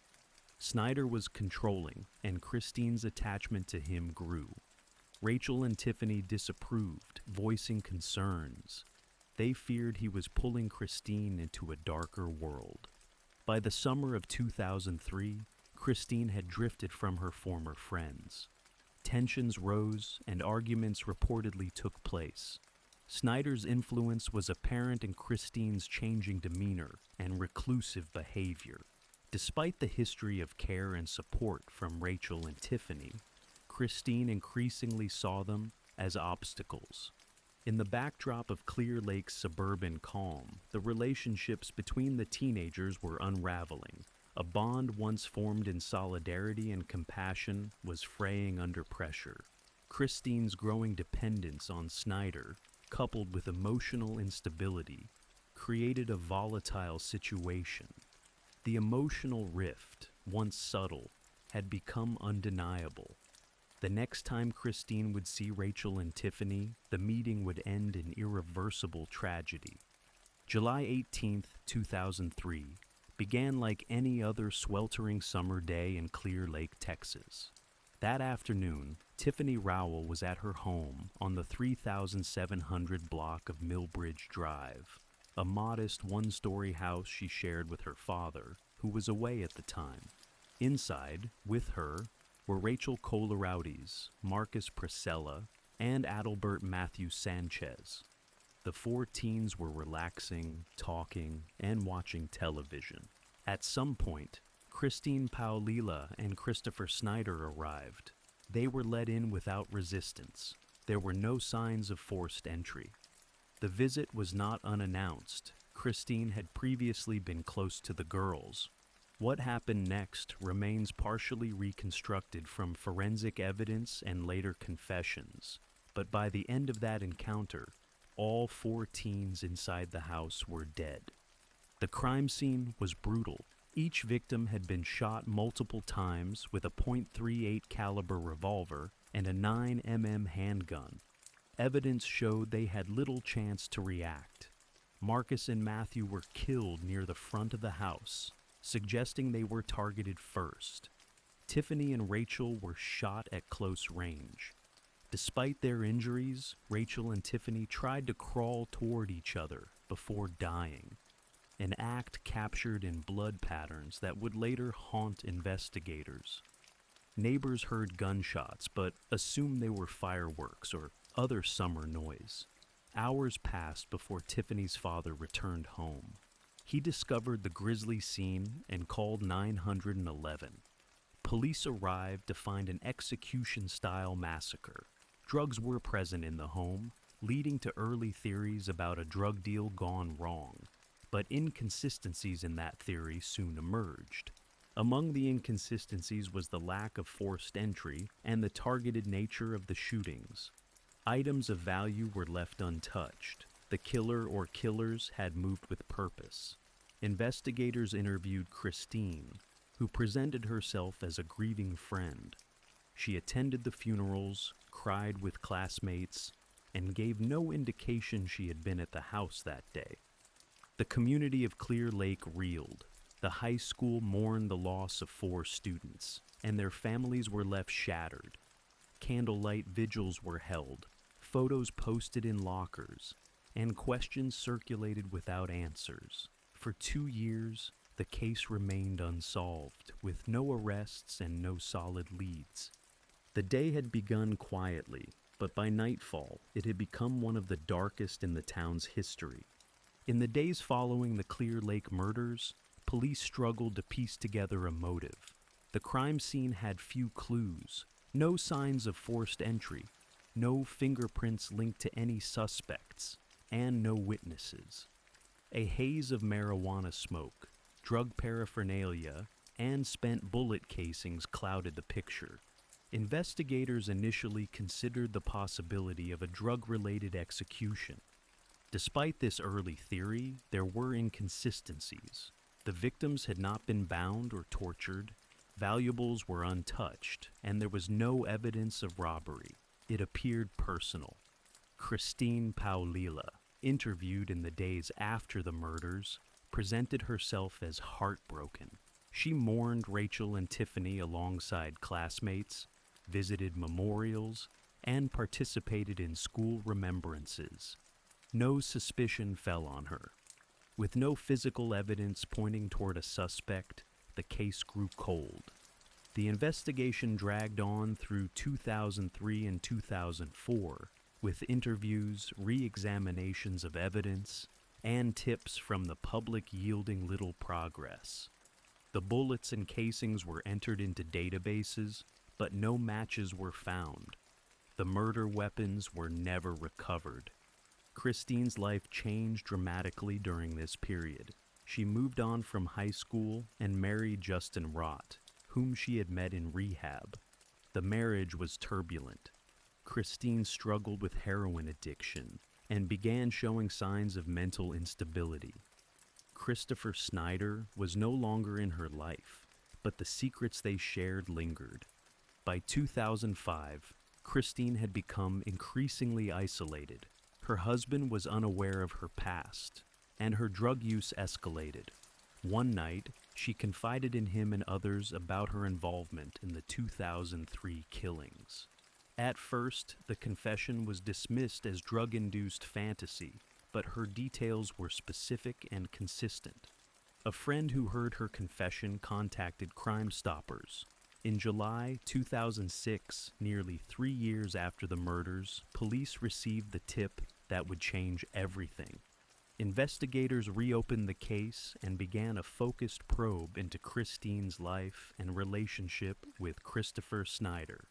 On July 19, 2006, Christine Paulila was arrested at a hotel in San Antonio, where she had been staying with her husband.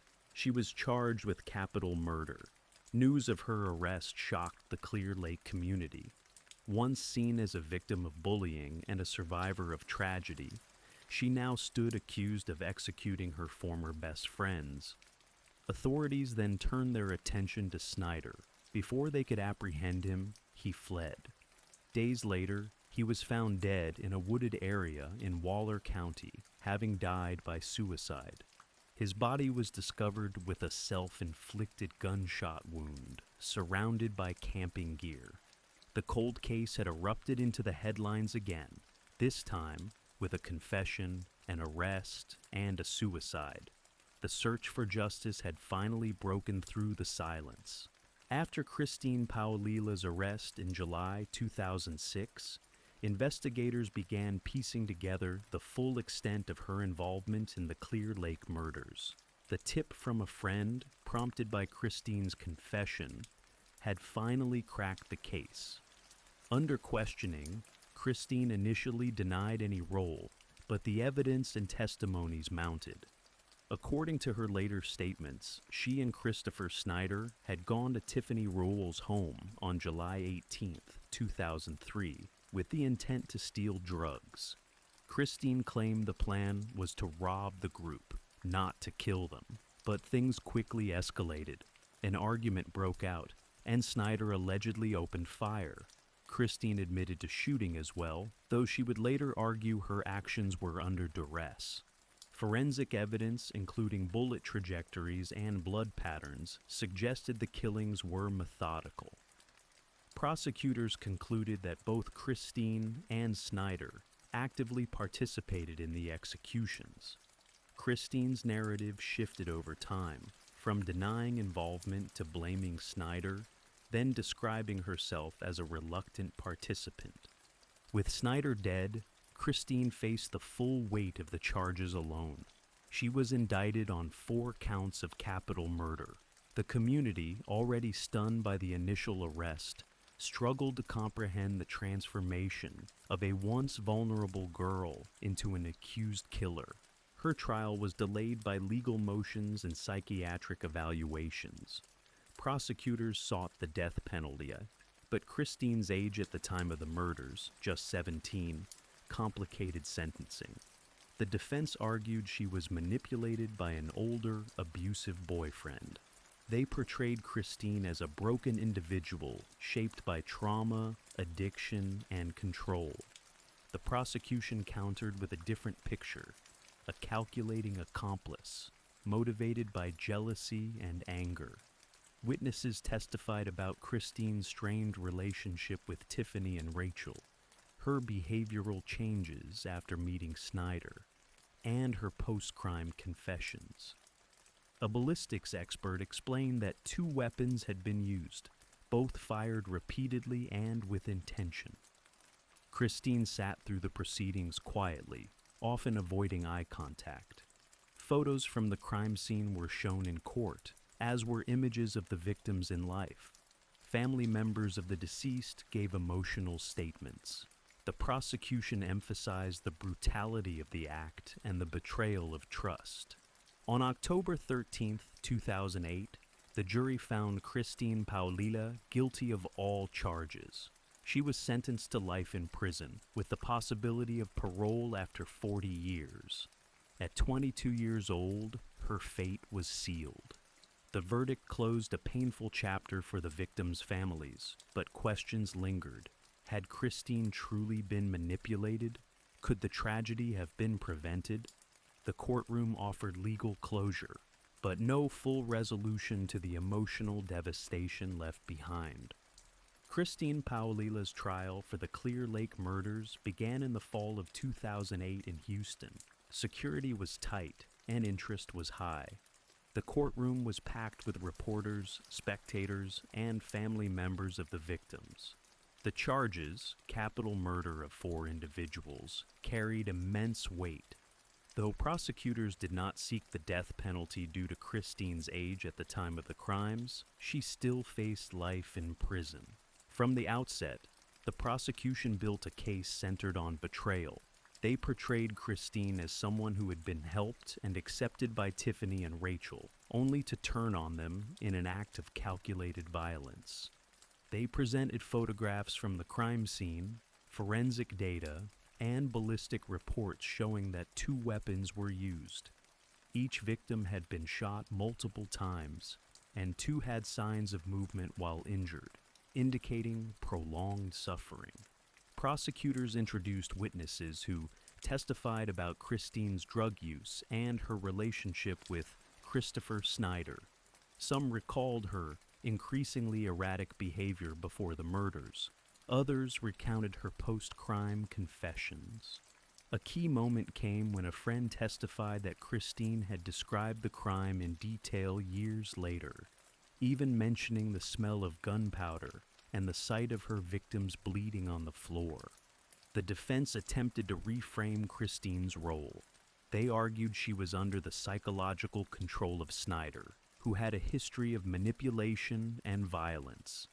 They presented evidence of his abuse and Christine's long struggle with mental illness, alopecia, and trauma. Her attorneys suggested that she was coerced, emotionally fragile, and incapable of resisting his influence during the murders. Christine did not take the stand. Her demeanor throughout the trial was subdued. She often appeared distant, her eyes cast downward, showing little visible reaction to the testimony or photographs displayed. In closing arguments, prosecutors emphasized the premeditated nature of the killings. They argued that Christine had brought a weapon and had joined in the attack without hesitation. The defense reiterated her emotional vulnerability and the toxic influence of Snyder. But the jury was not persuaded by the argument of coercion. After 2 days of deliberation, the jury returned a unanimous verdict, guilty on all counts of capital murder. On October 13, 2008, Christine Paulila was sentenced to life in prison, with the possibility of parole in 2046, when she will be 60 years old. For the families of the victims, the sentence offered a measure of justice, but it could not erase the loss. In victim impact statements, relatives spoke of birthdays missed, futures stolen, and the permanent ache of absence. Christine was transferred to the Mountain View Unit, a women's prison in Gatesville, Texas, to begin serving her sentence. The trial had ended, but its legacy would linger in court records, media archives, and the lives forever changed by what happened in that quiet Clear Lake home. Following her conviction, Christine Paolilla was processed into the Texas Department of Criminal Justice and assigned to the Mountain View Unit, a maximum security women's prison. The facility housed some of the state's most notorious female inmates. Life behind bars was a stark contrast to the troubled suburban existence she had once known. Over the years, Christine filed multiple appeals, all of which were denied. Her legal team argued ineffective assistance of counsel, alleged procedural errors, and emphasized her age and mental state at the time of the murders. None of these arguments persuaded the courts. Her life sentence remained in place, with a projected parole eligibility date in 2046. Inside prison, Christine kept a low profile. Reports described her as quiet and generally compliant. Her once publicized appearance, defined by heavy makeup and wigs, was gone. She wore standard-issue clothing and had minimal contact with the outside world. Occasionally, she communicated with her family and a few supporters, but public statements were rare. Meanwhile, the families of the victims continued to grapple with their grief. Parents and siblings gave interviews over the years, expressing frustration, sadness, and the lasting trauma of losing loved ones. Some found peace in the finality of Christine's sentence, while others remained haunted by the case's details and the friendships that preceded the violence. The media revisited the Clear Lake murders regularly. Documentaries, podcasts, and news specials highlighted the disturbing turn of events. How a shy, bullied girl became involved in a quadruple homicide. Programs like Snapped and 20/20ths examined Christine's story, each adding to the public's understanding and speculation about her motives and mental state. The legal system remained firm. Christine's requests for sentence reconsideration gained no traction. Advocates for criminal justice reform occasionally cited her case in discussions about juvenile sentencing, mental health, and coercion. But the nature of her crime, executing 4 unarmed peers, left little room for leniency. In interviews, former classmates struggled to reconcile the Christine they once knew with the person convicted of such brutality. Some remembered her as fragile, others as manipulative. Few claimed to truly understand what had led to the events of July 18, 2003. The emotional complexity of the case persisted long after the trial ended. By the 2020s, Christine Paolilla had become a quiet figure in the penal system. Her name known, her voice mostly unheard. No public remorse was expressed beyond early court statements.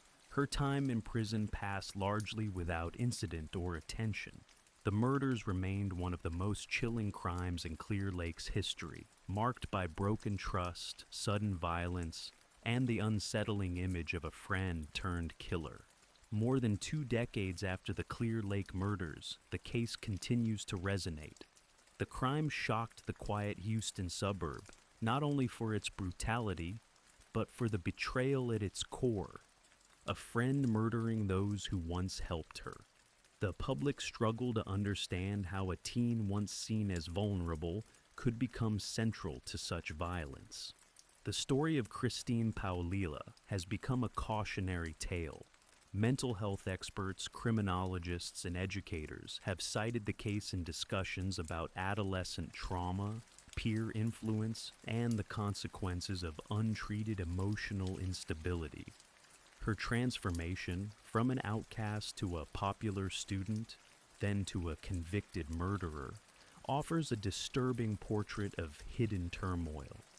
The victims' families have worked to preserve the memories of their children.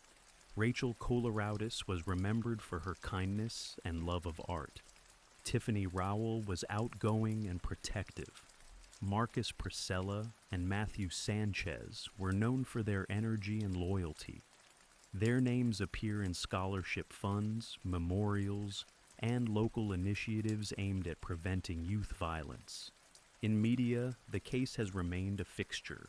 Documentaries revisited the facts, court transcripts, and interviews with those close to the case. The timeline has been analyzed repeatedly, with each retelling drawing attention to the psychological and relational fractures that preceded the crime. Programs such as Killer Women with Piers Morgan and Snapped featured Christine's story, sparking debate about female perpetrators of violence and the role of manipulation in criminal behavior. Online forums and crime blogs continued to revisit the case, sometimes speculating on Christine's motives despite the court's findings. Within the broader narrative of American true crime, the Clear Lake murders occupy a specific place. It was not a random act, nor a premeditated mass killing by a stranger. It was an ambush by someone trusted. The emotional weight of that betrayal intensified the public's reaction. Trust and friendship had been weaponized. Christine remains incarcerated, largely silent. Her parole eligibility is still decades away. Whether she will ever speak publicly about her actions remains unknown. The absence of closure is part of what keeps the story alive. Her silence contrasts with the lasting echo of the gunshots that ended 4 young lives. The Clear Lake case continues to be studied not for sensationalism, but for insight into how personal collapse can spiral into collective tragedy. It has prompted schools, parents, and communities to look more closely at warning signs, mental health crises, toxic relationships, and the emotional turbulence of adolescence. In the end, the story is not only about Christine Paolia, but about 4 teenagers whose lives were cut short and the enduring pain left behind. Their legacy persists in the memories of those who knew them, and in the haunting lesson their story carries.